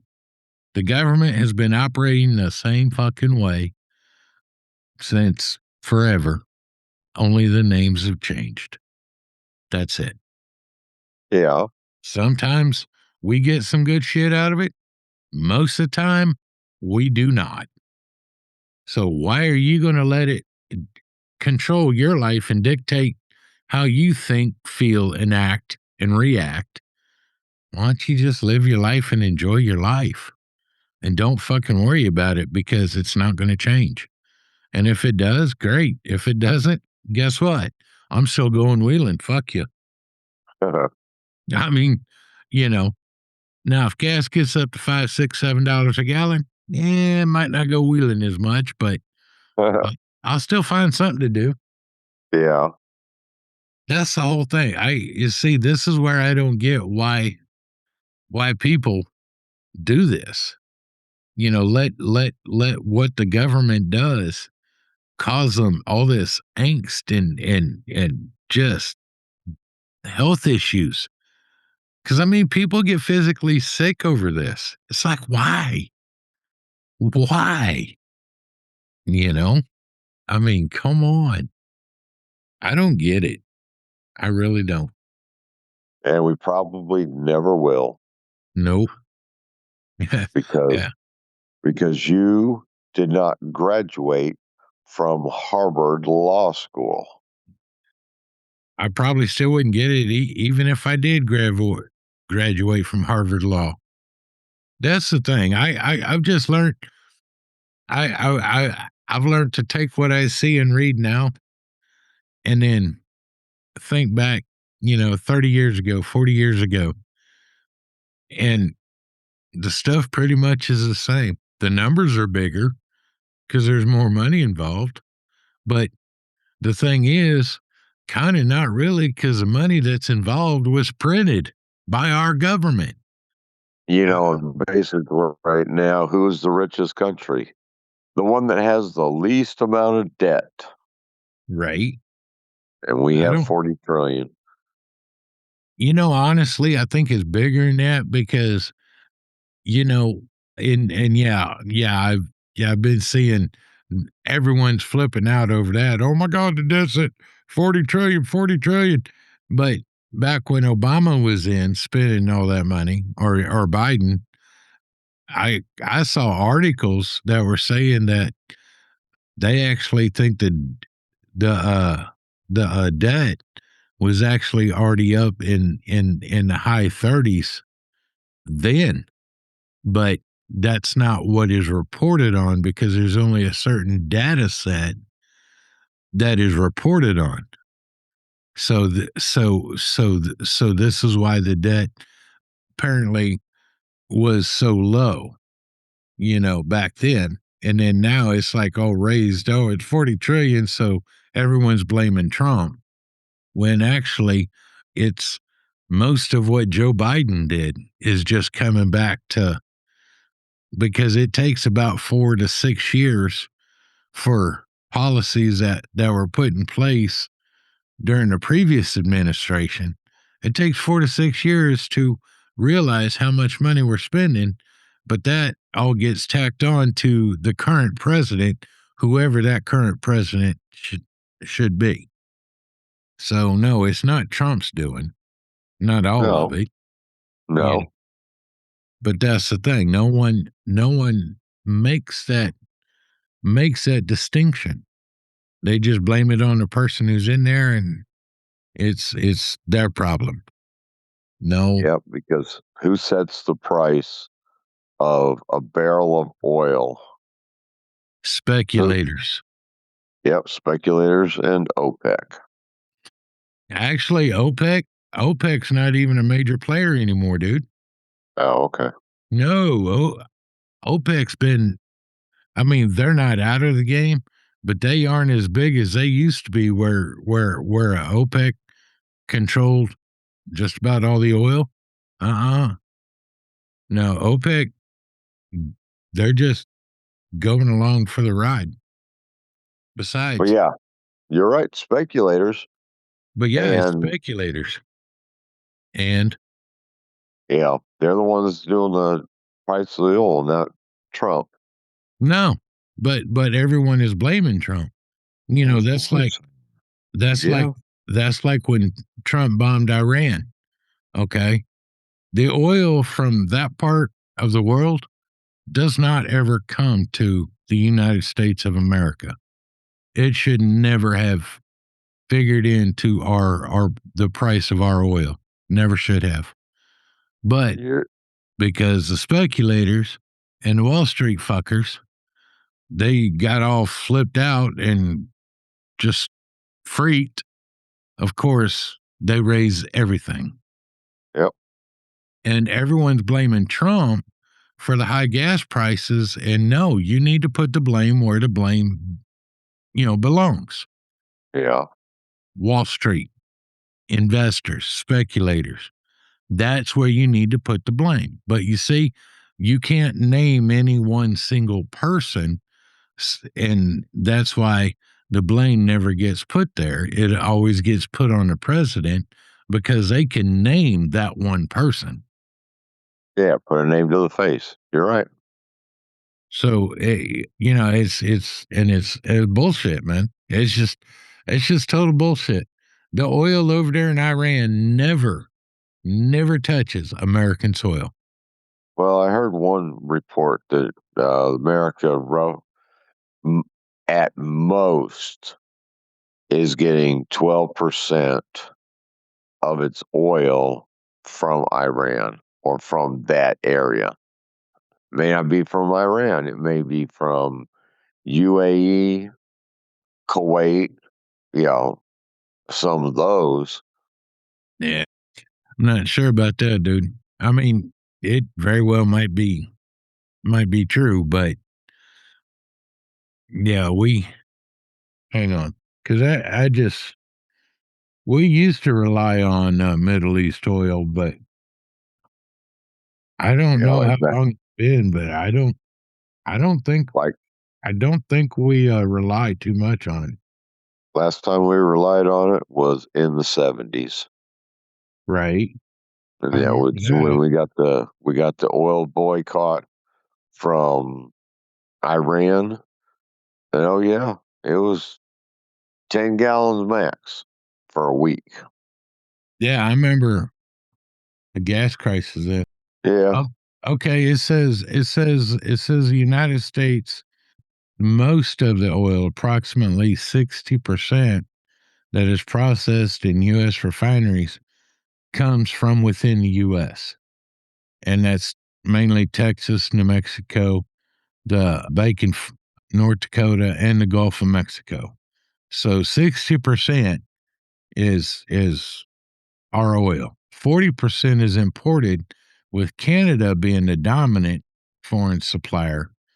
And other significant sources include Mexico, Saudi Arabia, and smaller shares from Iraq, Brazil, and other nations. So it says only a small fraction, around 8% of U.S. oil imports come from the Middle East. So the Well, bulk then of I our guess. oil is American oil. Yeah. Yeah, it is. So why is our gas prices going up? Who knows? Because it's been proven over the years, if anybody would have paid attention when it was being reported on, because it was being reported on, the U.S., the United States of America, has enough oil to power itself for the next 150 years. So why are we sitting at $4, $5, $6, $7 a gallon in some places?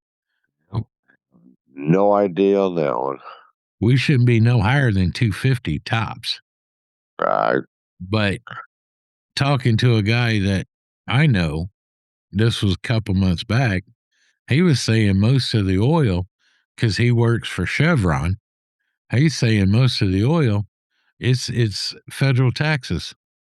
Federal tax on on diesel, I know, last I heard, was 41 cents a gallon.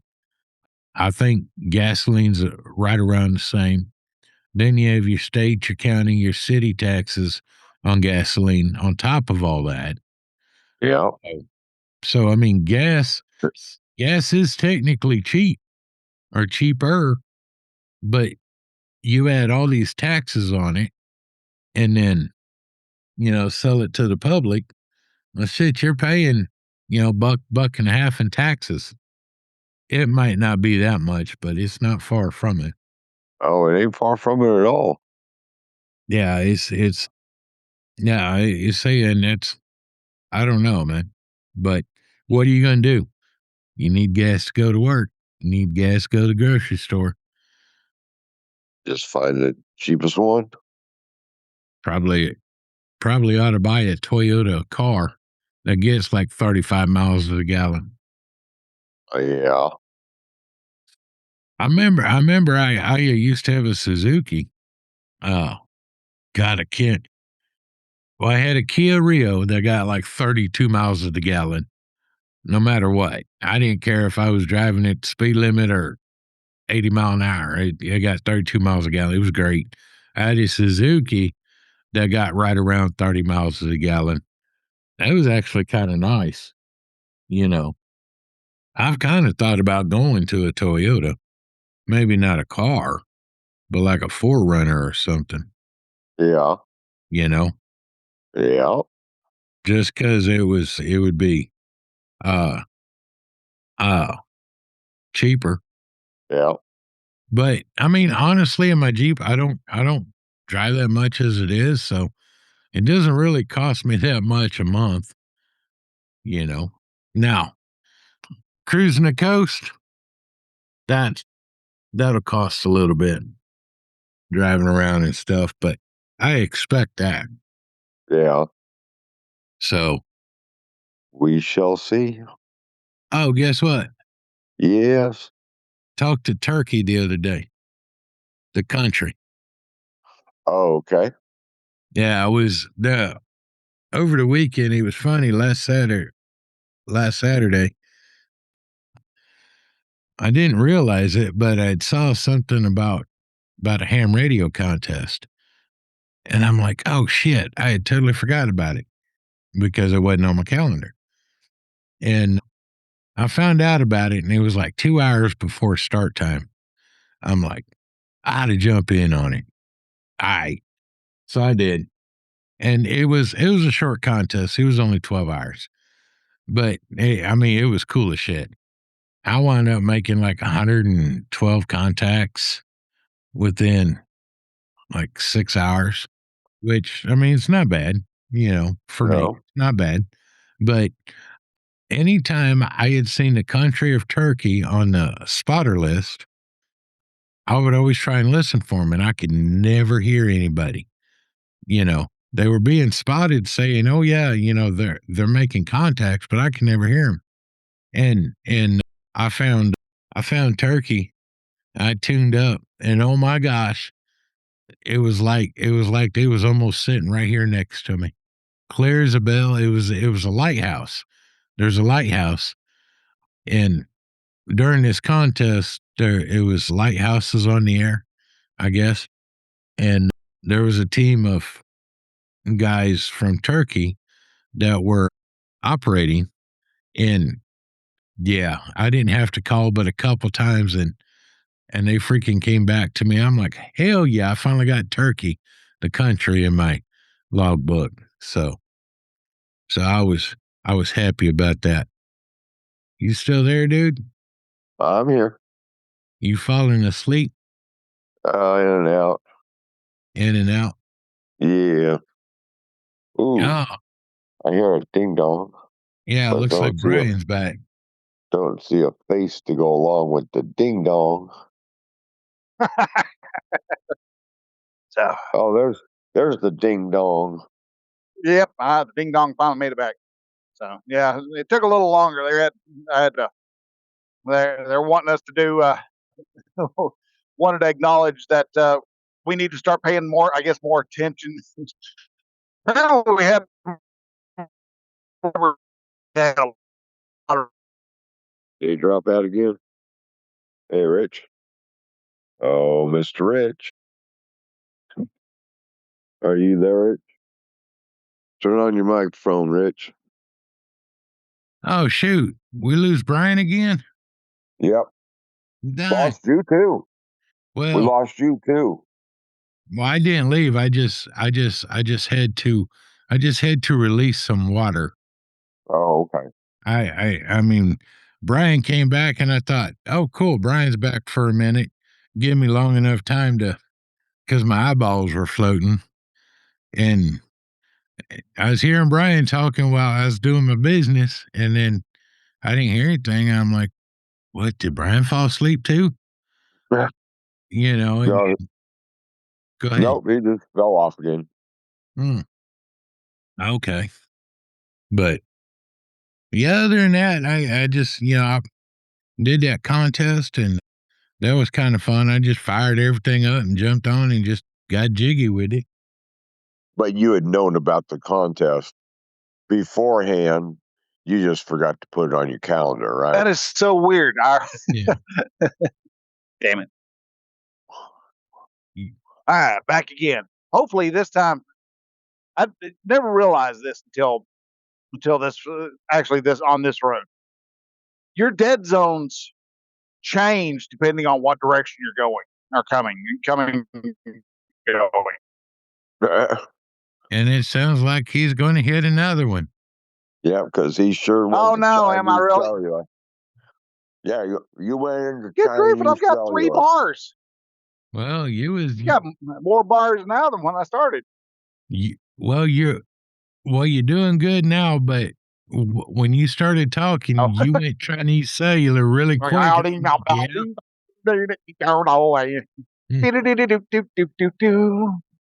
yeah, so far you're still with us.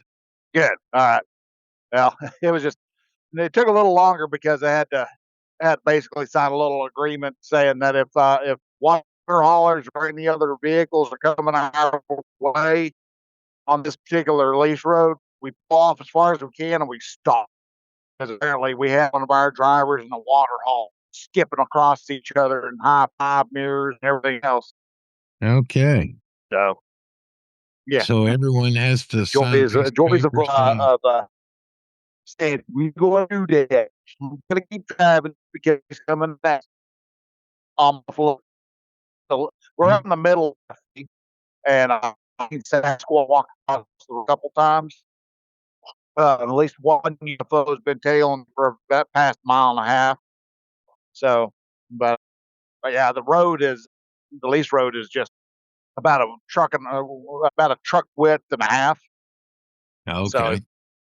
So it's a little bit skinny deal, and I've been well. You're not supposed to drive over 25 miles an hour on the road anyhow, and water haulers do because water haulers are assholes.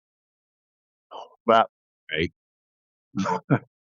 But anyhow, yeah. Anybody comes my way, and we're on the skinny parts of the road. I'll pull off to the side, pull them near, and stop and let them pass before I keep going. One, because I've got a brand new truck. I don't want it damaged. Right. Yeah, damn it. Got a brand new truck. Yep. What, you got a 2026. Freightliner? Yeah, I got a brand new one. Nope. Kenworth. D880. Oh, really? Yep. Okay. I got it whenever it had 1,967 miles on it. And now it's got 13,699.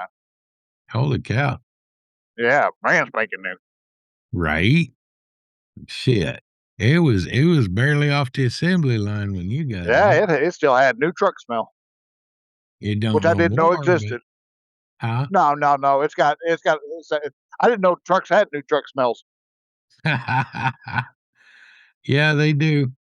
Yeah, but now no, it doesn't. It doesn't smell like new truck anymore. It smells like a trucker who's a trucker and a lot of farts. So it's Right. It's been properly broke in. That's the way it ought to be. Yeah, I remember I had gotten a new truck. It was this company I drove for leased them from, I can't remember who. wasn't Ryder.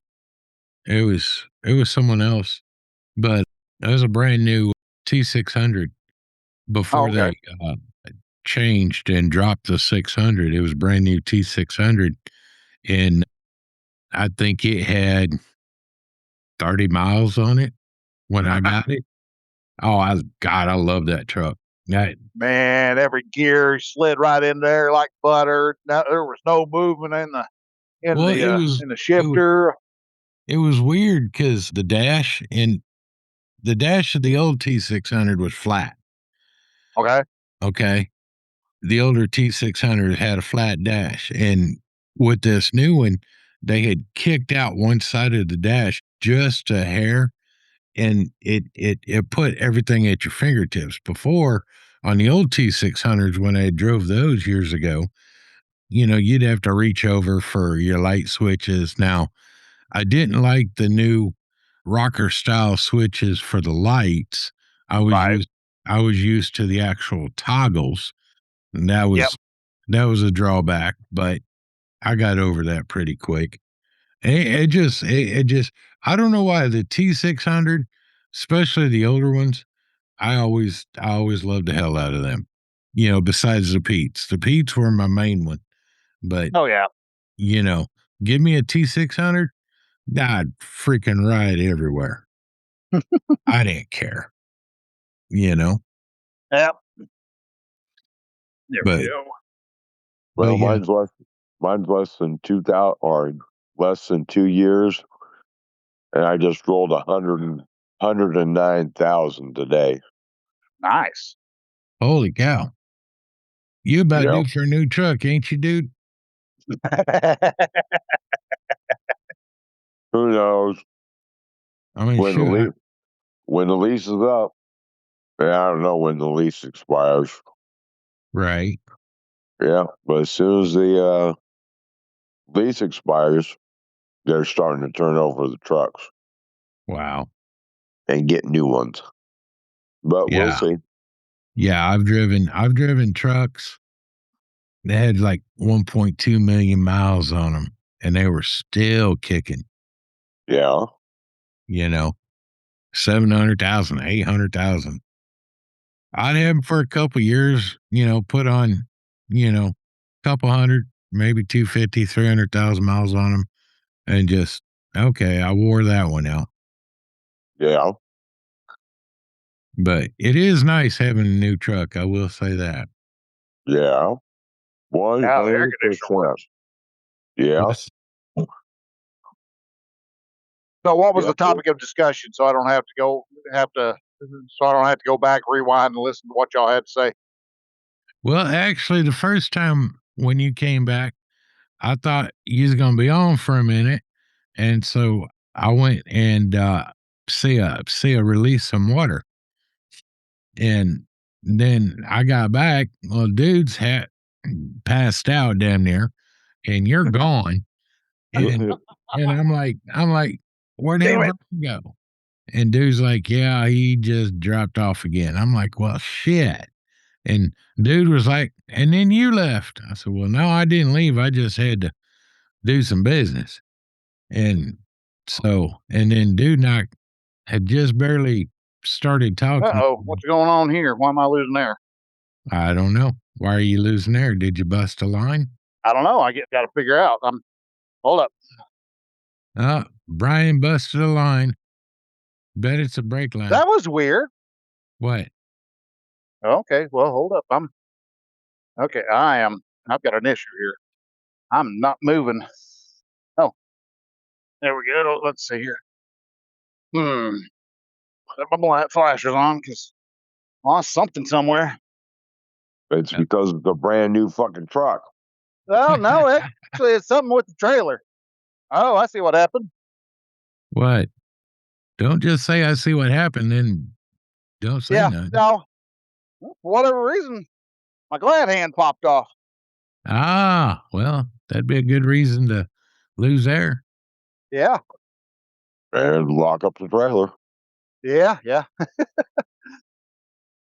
Now everything's rolling like it's supposed to. Good thing you did. Good thing you didn't drag too damn far. Okay. Yeah, it would have been fine. We're on cleachy and gravel anyhow, so it's not like I ran 5 miles down the road with it. Not that I know anybody who's done that. No, I don't know of anybody, Nah, never had and I never wouldn't had admit the. it even if you asked. Oh, I'll admit it if you ask. Oh, I I won't. just Fuck won't. I just won't fess it up right off the bat. that. You'll wait a year or two. Yeah.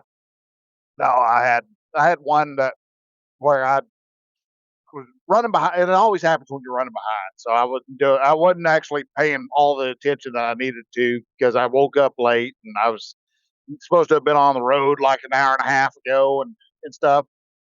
And it was cold. It was wintertime. So I hopped in the truck and I got everything up going. Even waited long enough for the the engine to get up to about 100+ degrees just so that it got them warmed up and got some oil flowing through the engine block.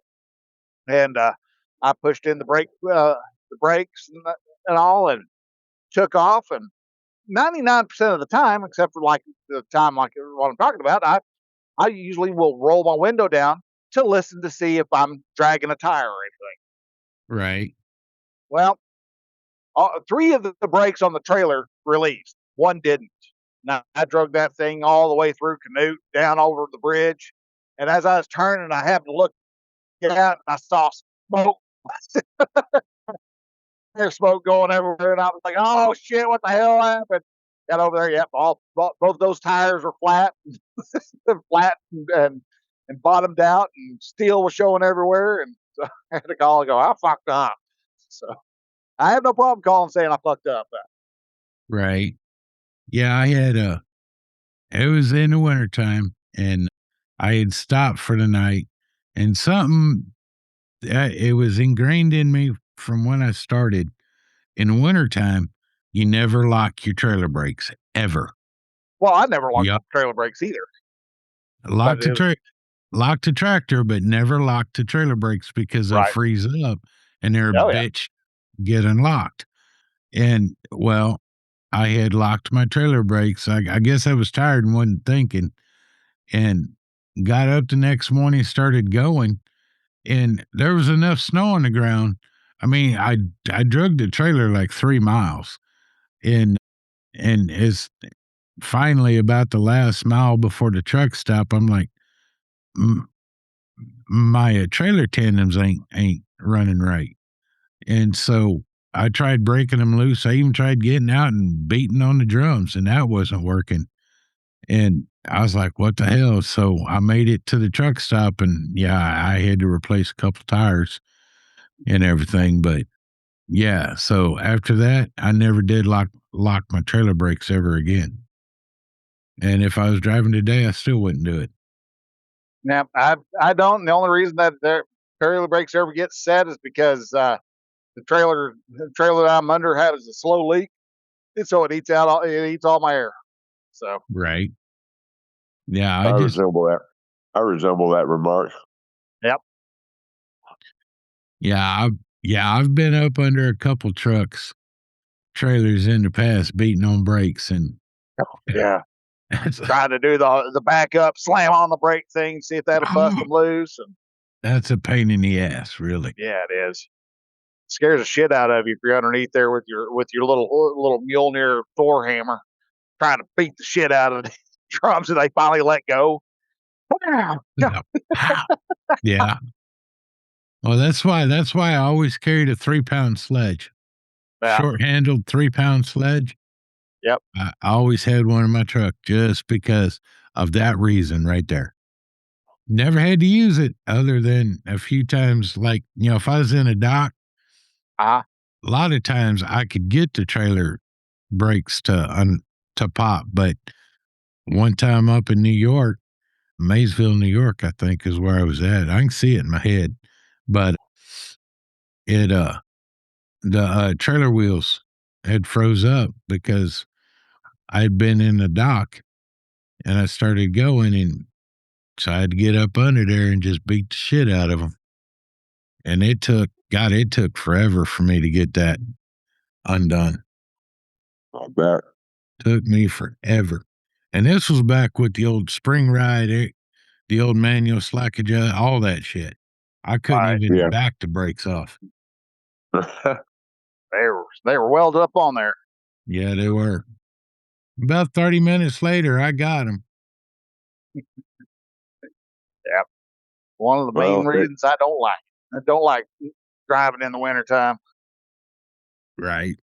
What is you going to say, dude? Yeah, see all that stuff ain't ever going to happen to me Why is that? because I ain't going to be driving in that shit. Come Well, on, dude. I better ain't gonna hope that drive in El it. Nino doesn't do what they're claiming the super El Nino is going to do this winter. They're claiming we're supposed to have a really active one. It better not snow here. That's all I got to say. I mean it too. I'm not bullshitting. Oh God, we'll, we'll have to do daily welfare checks on Rich if it snows down there. Uh-huh. My ass will be packed up and flying out of this country. Fuck this place! It snows everywhere. I'm out of here. I mean, I've gotten better now. I can see snow on TV and not get pissed, okay? Right. But don't snow on my grass. You can rain all you want. I don't give two shits. Don't snow or ice on my grass. Leads to a very bad time. It will. Well, you can always go live down in San Diego. No. It never freezes there. No, you're right. You're right. It never does, but I don't speak Mexican. Well, you don't need to speak Mexican. There's a lot of bikini babes over there, though. So that makes up for all the Mexicans. Well, no, you're right. I'm not. There's a lot of bikini babes over there. Oh, I believe it. But you see, I'm old. I know. I mean, I So could you don't go have to worry about them. You've got the excuse. I'm just a dirty old man. I'm just looking. I could go to Florida, but no, No, it snows in Florida. not in southern Florida. Yeah, yeah. They've had to take the orange orchards and put smudge pots out for them and stuff. Yeah, I remember that. It's been a few years, but Yeah, it's been probably 20 years, 30 years since last time they've had a decent cold snap. But right. Dude, are how you am passed I out? ahead of two other guys? No, Okay. no, just listening. Just listening. Just listening. Well, you was about to snore when I was talking, so I just wanted to make sure. No, no, just listening to y'all. Oh yeah, hey, Brian. I also told dude that over the weekend I didn't realize there was a contest. Oh, was there? Yeah, it's NAQP, North American. Golly, I can't. QSO Party. That's what it stands for. North Okay. American QSO Party, and basically it's a free for all. You just talk to anybody and everybody, and it's mostly North America, but some of the DX people will jump in to make contacts as well. But Okay. I was, and I did find out about and I don't remember what I saw to trigger it, but I saw something about the contest this weekend. I'm like, shit, when's it start? Now, mind you, it's about 11 o'clock in the morning, right? Right. Started at 1 in the afternoon. And I ran for 12 hours. I'm like, oh shit, I ain't doing nothing.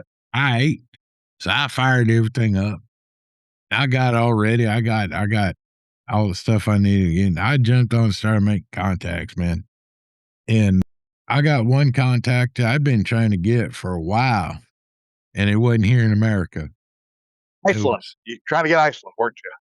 I'm still trying to get Iceland, dude. I don't think they have a ham radio operator in Iceland. Well, I don't think they have any technology in Iceland because, good God, it takes. I finally got one Iceland reader for my for the website for Relax Mel. See, and I've had Relax Mel. See, next year will be 10 years that it's been up and running. Right. And I think it was like 2 or 3 years ago that I finally got an Iceland. One. I've had one out of 9 years. Wow. That's crazy, dude. That's just crazy. But I guess they're hey, too busy eating fermented shark. could be. I don't know. But yeah, I got turkey. Ah, got the Yes. gobblers. I had seen I had seen them on the, spotting networks, and, Uh-huh. I try and tune and listen to them in the past, never could get them. And that day I tuned over to them, and they sounded like we're sitting here talking right now. And it didn't take very long, and I jumped on, and they called, I called, and boom, we had a I was like, hell yeah, I finally got turkey. And they were sitting at a lighthouse because it was also a lighthouse Oh, uh, that's cool. thing going on. So yeah, different lighthouses were activated. So yeah, I was like that. That was pretty cool. So I was happy to get turkey in my logbook. Oh, yeah, there is just a little bit of turkey on the Mediterranean, isn't there? There's the country turkey. Yeah, I know. There's a little bit of turkey on the Mediterranean, though. Oh That's what I yeah, mean. yeah, yeah. And Because at there's first I was like going, no, what the? I was getting confused with hungry. Don't tell my friend Schultz that. He'd kick my ass. But Hungary's landlocked. yeah, but yeah, no, it was cool. So I was happy. I That was is happy. awesome. Yeah, I mean, it just gave me 1 point for the contact, no a multiplier or nothing, which I don't care. That was fine. Hey, it just and we've already confirmed in LOTW. So when I go after my next DXCC award, I got one. When I go after my next one, I'll have them in my logbook. Okay. So yeah, that'll be all set. But yeah, I just been kind of playing around. The bands are kind of coming back because the summer's almost over. Thank goodness. Right. Because I mean, it was shitty this summer. Uh, yeah, it was. And you see, we're on the downward slope for the 11-year cycle, so the bands will start to get rougher as we go. But contest season's coming up, so I'm starting to Okay. get You're on. Now, when I hear we're on the downward slope of an 11-year cycle, that means to me that sounds like you're getting the activity is getting less. yes, So why would yeah, that make everything worse?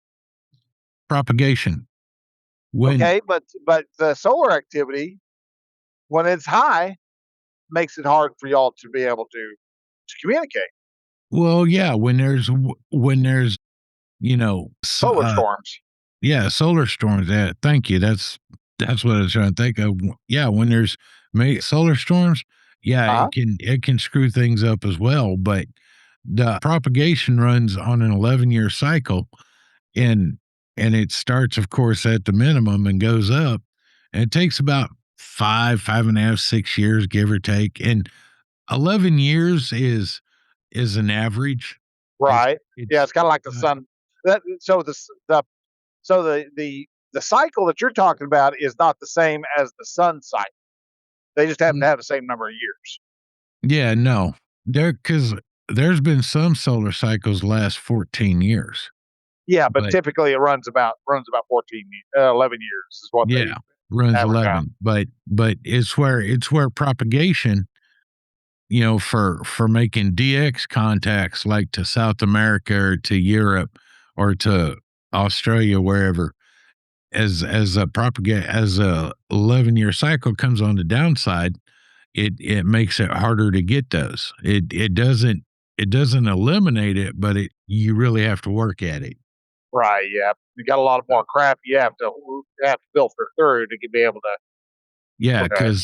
because the atmosphere gets less and less charged, and there's a whole bunch of shit that the signal has to try and punch through. as Right. a solar cycle comes to the minimum, and we're on just starting on the downward side of that cycle. So, I mean, we'll ought to be okay for this contest season. Next year will probably be a little start to really be rougher, but then I'm already thinking about putting up another antenna. Okay. Not as tall as the one I have, but it's called an invis antenna. It's a near vertical incident skywave, and that'll give me contacts from here where I'm sitting out to about 3, 4, 500 miles. So, so, Okay. so, and I mean, I can still make contacts across the U.S. as propagation allows, but the invis antenna will allow me to still be active and still do contests and stuff like that. Ah, well, I'm just waiting for you to finally decide. You know what? I'm going to take a piece of copper and I'm going to run it through the ducts that they put the fiber through, and run about 5 miles worth of copper out there, just so you can have an ultra low frequency, one of those the mega low frequencies, so you can talk to submarines and shit. I wish I could. I, if I could find the frequencies that they run on, I could. Well, no, they normally run on VHF and UHF. I don't know if I could get that low, but I can't find the frequencies that they run on to even listen to. I mean, I haven't looked it up all that much, but Right. it would be cool if I could do that. How long is that antenna? Oh, 5.5 miles. What? That'd be a I lot know of there's some freaking long freaking antennas for those. At yeah. least what is it? I can't even think of the name of the group, or the department that has that ultra low frequency at. What do you mean? You've lost me. Oh, okay. Well, who's the one who everybody claims does the weather modification? Because the only thing that keeps jumping in my head is NORAD, and I'm like, no, it's not NORAD. They're up in north, and they're supposedly doing the oh shit. Let's see here. I don't know. It's not ringing a bell. You mean What? like you mean like the cloud seeding and shit? No, no, no, no, no. Where they think what they were running an experiment there for a while to see on weather modification, to see if they could use radio frequencies to heat up the ionosphere or the stratosphere, some way up in the air, heat it up so that they could expand, so they could actually shove the weather wherever they wanted to. And so they were trying to see here, what deep Okay. part. You got to listen to Art Bell to catch some of this. So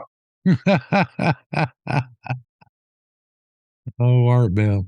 He's yeah, still going. How is he? 150? no, Art Bell passed. He died several years ago. Oh, okay. Yeah, George Norrie's actually running Oh, uh, yeah. Okay. running Yeah. everything now, and I think he's getting ready to retire. Really? Yeah, hell, he took over. He took over in 2000, around the 2000 area, Holy cow. and Art Bell ran off to the Philippines. And that was so cool. I never knew that about Art Bell. Art Bell actually ran a pirate radio station in Amarillo, Texas, when he was in the Really? Air Force there. Yeah. Oh my gosh. Yeah, he ran it for a long old while until they found out, and they told him to knock it That's funny. off. That's funny. Ran a pirate radio station. There's still countries that run pirate radio stations. No, Yeah, uh, I'm not sure who that would be. group What's that, dude?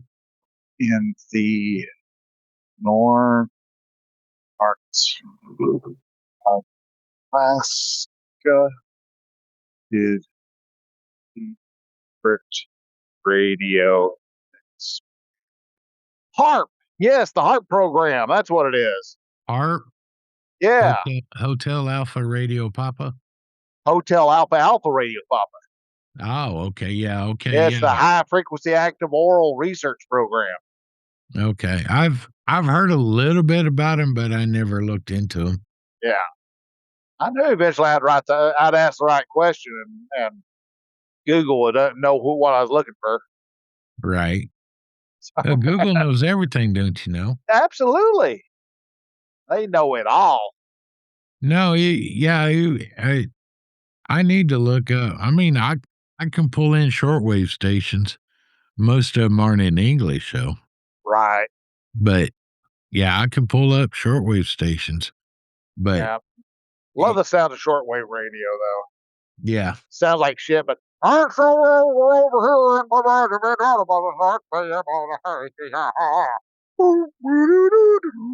here. or the music from different countries. Sometimes it's actually kind of cool, Oh yeah.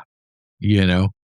Now I know I can pull up 650 WSM out of Nashville. Oh And really?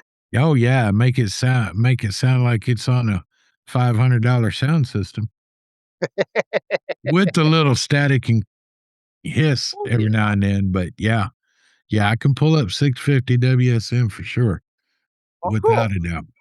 And it's funny during the day, can't get it.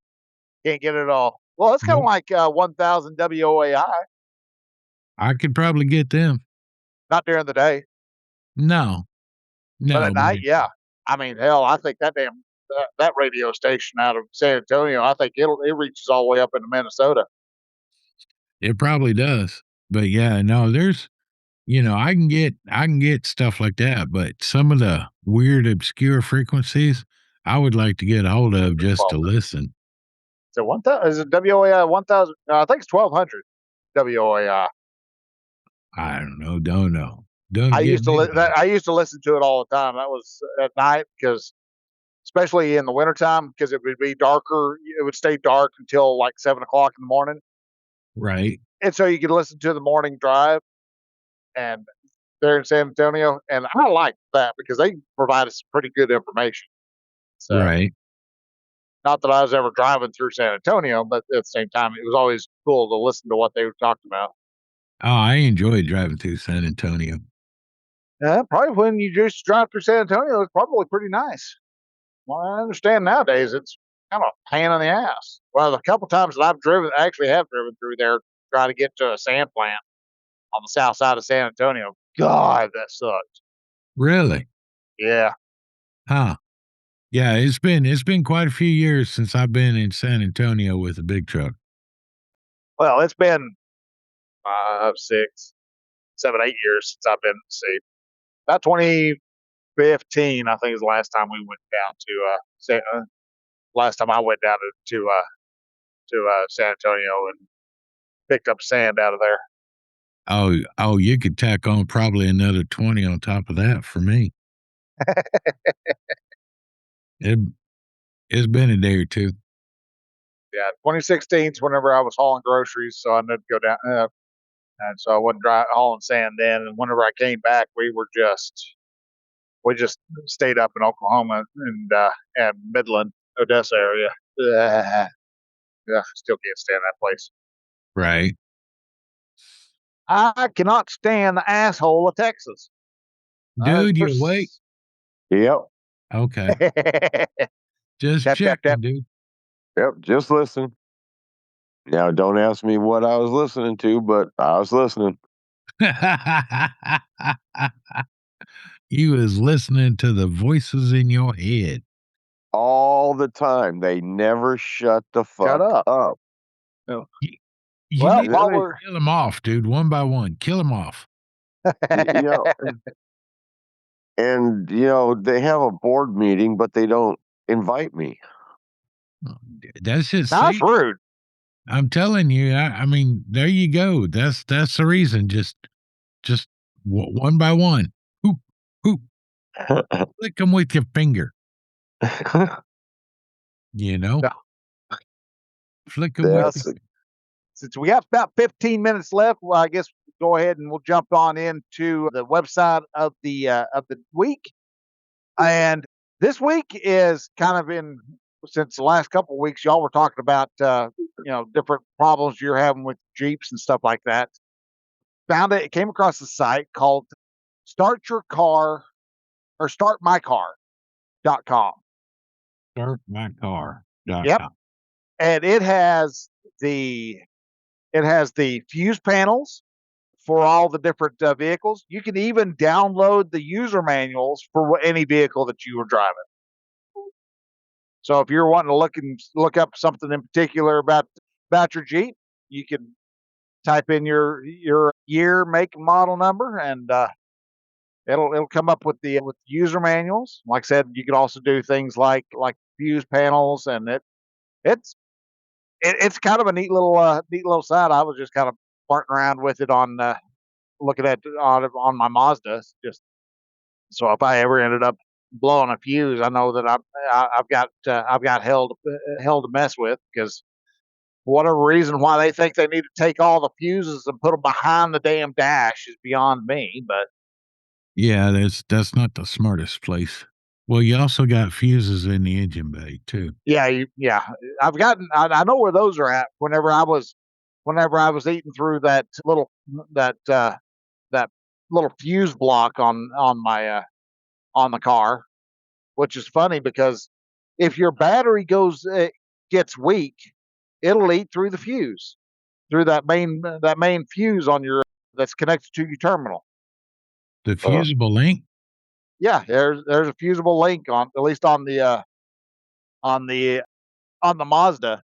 There's a little red contraption that you put onto your hot terminal, and on there you've got connections for like 3 or 4 different cables that connect to the battery, and one of them is that connects to your starter, and there's a big old copper fuse right in there, and right. yeah, if your battery gets weak, it'll draw too much juice and just melt it out.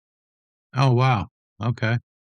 Because I was like going, son of a bitch, man, I don't know where I'm going to get any of this shit, because I was having problems. My car wouldn't start one day, and couldn't figure out what it was, and ended up having it towed over to my local mechanic, and he looked through it and was like, battery's dead, or battery's weak, got a bad cell. And I was like, okay, but it was everything I looked at. It was ate through the. So what's causing it to eat through the fuse? Because I ended up spending like an extra spending $75 out through eBay Motors to find another one of those fuse deals, so that I could swap it out in my car.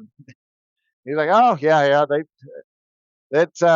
you're gonna eat those up every time you go and got a low battery. And he was like, yeah. So he stuck a new battery in and got everything else fixed back up and slapped a new one of those little terminal fuse things on, and away she's run. She's run great ever since. Well, she's run 90% good. It's just now that we've got this crazy hot weather, my car, she's running a little on the hot side again. So I'm like, geez, I'm fixing to have to go to Dallas and everything else. So it's flush the radiator. Well, I've got that possible break or crack in my header. So yeah, I'm sure I probably need to flush the radiator. I would. Are you leaking? Yeah. It's going somewhere in it's in one of the it's leaking into one of the cylinders, but as long as and it starts off just barely leaking, and you'll smell hot not Freon, antifreeze whenever she's idling, but yeah, so I've got to actually put some more stop leak in sometime down the road. Right. Well, if it's going in the cylinder, stop leak's not going to help you. No, but it at least slows it down. Oh, okay. I got to say, this site's got color pictures. Yeah. Because I just clicked on the homepage, under the search box, it was saying different cars, I just clicked on it and looked at it. And it's like gave me a view of the dash panel, and it was in color. I'm like, that's cool. Yeah, it's a neat little site. I'm like, I have to remember that one next time I have to have a problem with my car. Right. Because yeah, basically what you do is a lot of people have had the same problems, and it searches their database and lists all the problems that have people have found that has come back, and then I guess you go back and you know put in how you fixed it. Yeah. That's actually pretty cool. That would help searching some code issues and stuff. Oh yeah. You can help people out, change out clock springs too. You know about them. What, clock springs? Yeah. Yeah, I just did the one in my I know. in my Jeep.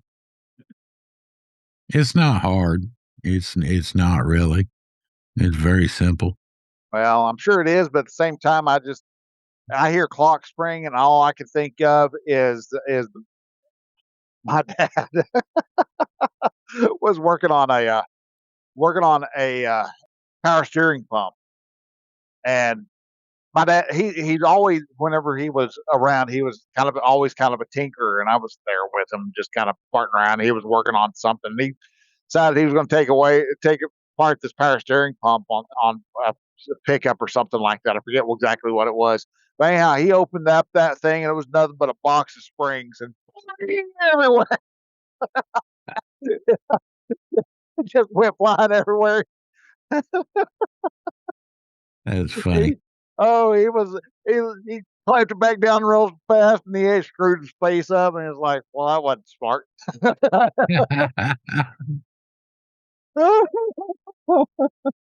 But yeah, just remember all seeing. It was almost like in cartoons where it's just a spring in every other direction, just bang. That would have been funny. It was hilarious. See. So, but anyhow, so yeah, we were at 9:56. I guess probably needs to go ahead and start getting this big old bird landed. Since Probably ought to. that way, since the dude is getting awfully tired, he's getting quiet. Yep, I am. So anyhow, all right. Well, everybody out there in podcast land, I want to say thank you very much for taking the time out of your day and sitting there and seeing what three friends have to say about the world, life, and everything. And as you saw and heard, we don't always agree. We don't want shows where we always agree. It's because that's actually really boring, and that's one of the sad things about in today's society on the left. Yes, I'm going to bash on the left a little bit more. Is that they want everybody to agree. They want everybody to comply, and then they wonder why they aren't happy.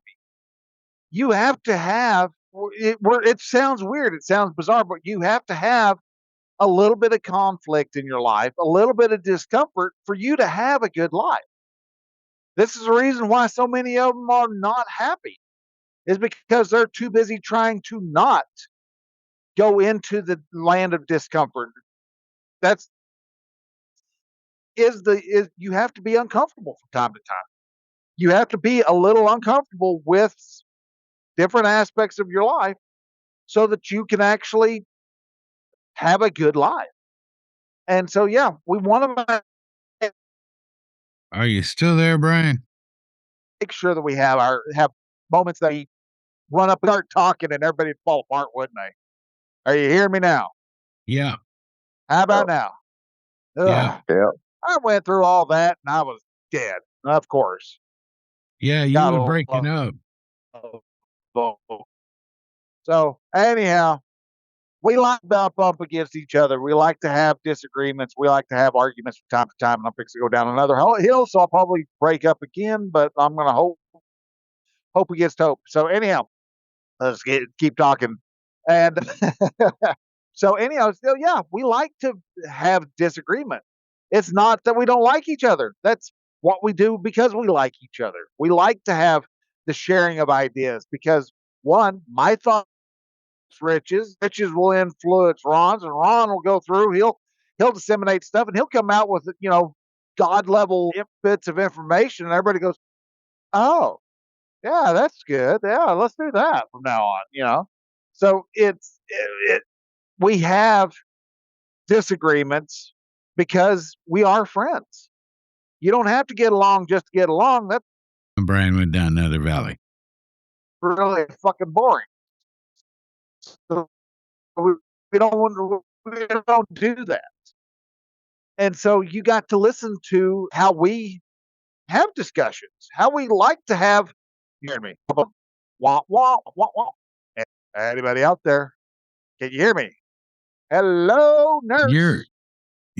Dude, you're losing it, man. You're not hearing me at all. Oh, I man. am now, but God. Yeah. Okay. Most of everything you I've been said was saying either is just quiet or yeah. yeah, it's bullshit. Anyhow, so we like to. This is one reason why I'm trying to get out of the truck. I'm tired of doing this. I don't want to do this. I want to be at the home talking on the phone. So right. But anyhow, so we are a different podcast than most other podcasts. We do not do our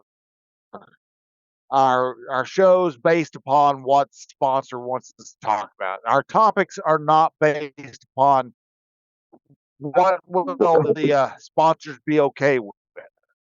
We choose topics on the top of our head. We actually don't talk until the day of the show.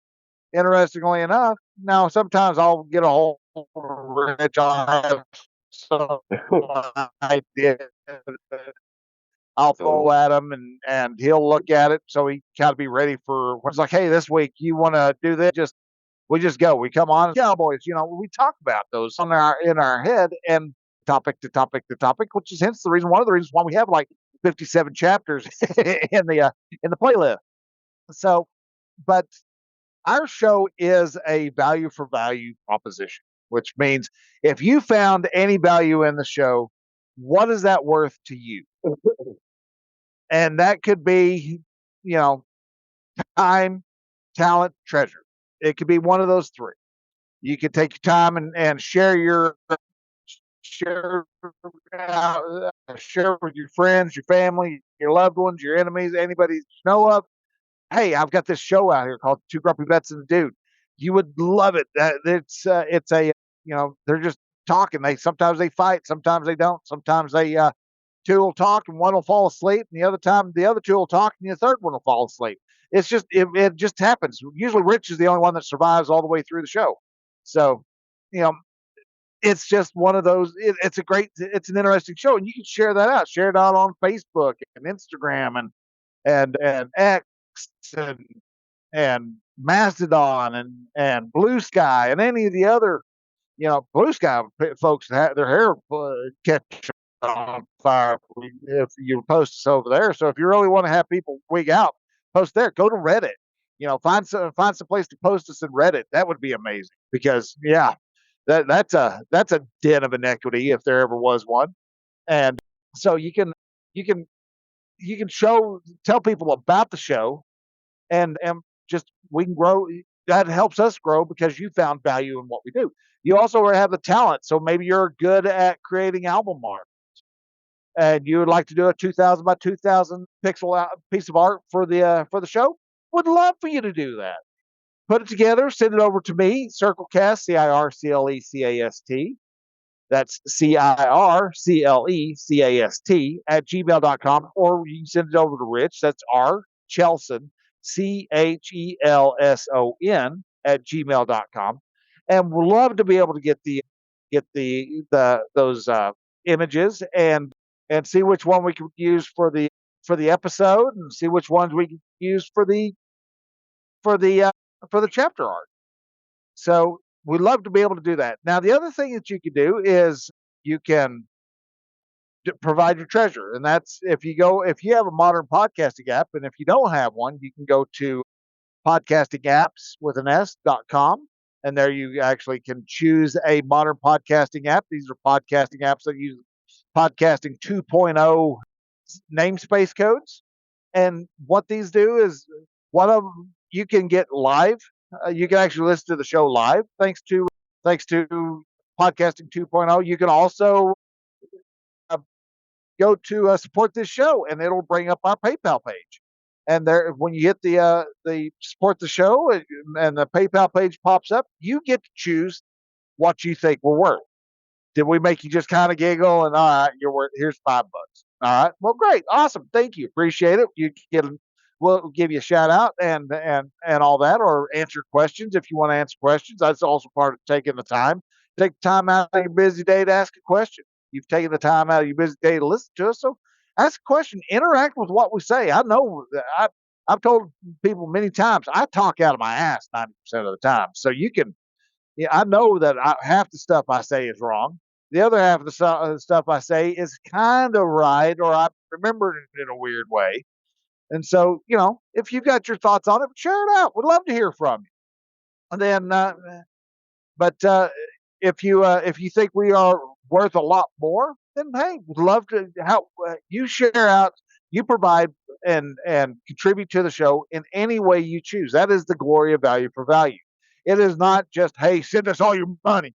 Well, it'd be nice if you sent money, because then we can do more things. But if you don't want to send us money, that's good. That's fine. You can you can communicate with us. You can tell us. You can contribute to the show in one form, fashion. I think we need to talk about something. Send it to us. Shoot us an email with it. If you want to help us out in providing extra services for the community, great, do it. We'd love for you to be there. We'd love for you to hear from you. And that's what this show is all about. It's about community. We're three friends who sit around and talk for 3 hours, but the conversation doesn't stop when we get off the show. It continues with what y'all are talking about. And so you can share with what you want to talk about with us, and we would love to incorporate that into the show also. So with all that being said, Rich, what do you got to say? Oh, not too much, really. Just thank you for everybody listening. And if you're still on, appreciate you. Send us an email, rchelson@gmail.com or circlecast@gmail.com. And like Bryan was saying, we'd love to hear your thoughts or ideas. We are not above entertaining different thoughts and ideas. And I've been letting y'all know how far are we away from 10,000 downloads. We need 19 more downloads. 19. Golly. We're That's just it. right there. I know. It's just like, and it's like, no. But Come on, AI folks, where y'all at now? Good grief. But no, seriously, share this out with your friends, your family. And I mean, we seriously would love to hear your thoughts and stuff. I know we've probably exploded some brains this evening, and that's okay too. We don't have a problem with it. So, Nope. Let us know what you think, or and all like that. But like I was saying earlier in the episode, if you were listening, make sure to bring the evidence, because I will find the evidence. So, other than that, seriously, this is crazy. Almost 2.5 years doing this, and we're still going. So, we ain't giving up. Y'all don't give up. Share this out, and I know you got a lot of friends that would just love our show and would love to hear from all three of us. So, that's about all I got here. Dude, what you got? Oh no, he fell out. Dude. No, didn't fall out.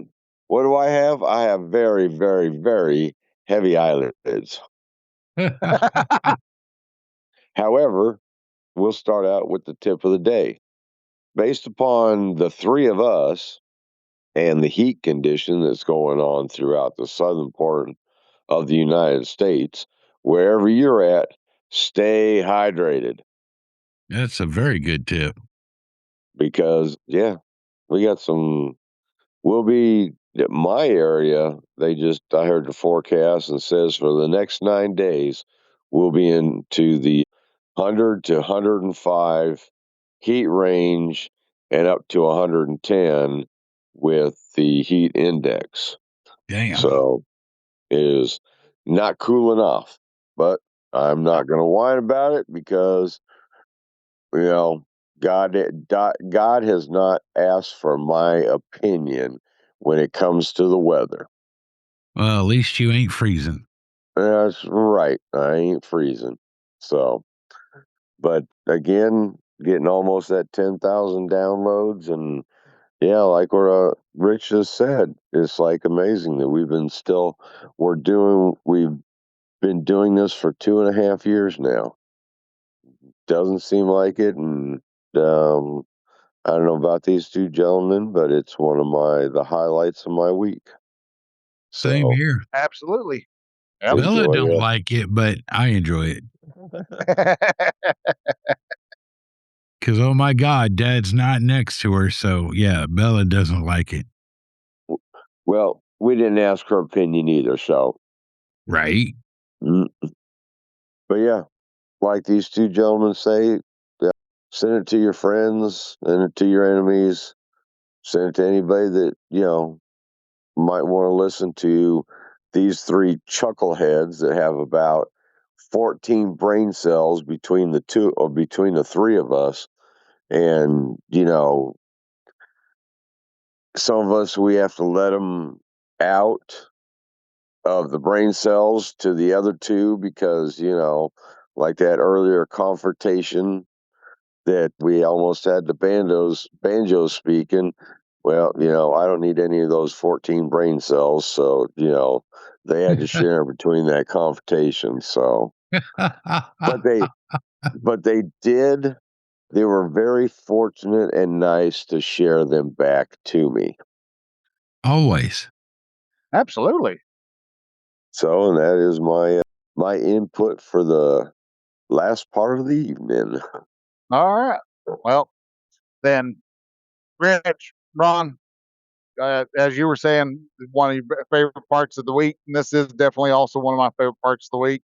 Always look forward to when Thursday comes along because get to sit around, talk with y'all, and just have a good time. See how y'all are doing, making sure everything is on the up and up with y'all, and y'all are both doing great, at least physically speaking, and being able to speak coherently still. So we're all good. We're all still in the fight of this thing called life. So glad I was able to talk to y'all. Glad to have y'all as friends. And I got you two. Take care. Y'all have a good rest of the week, and we'll see y'all next Thursday. Till then, bye. Later. Peace out. All right, guys. Catch y'all then. All right, All guys. right. You guys have a good week. Have a See good ya. week. All right. Bye. Bye. Bye.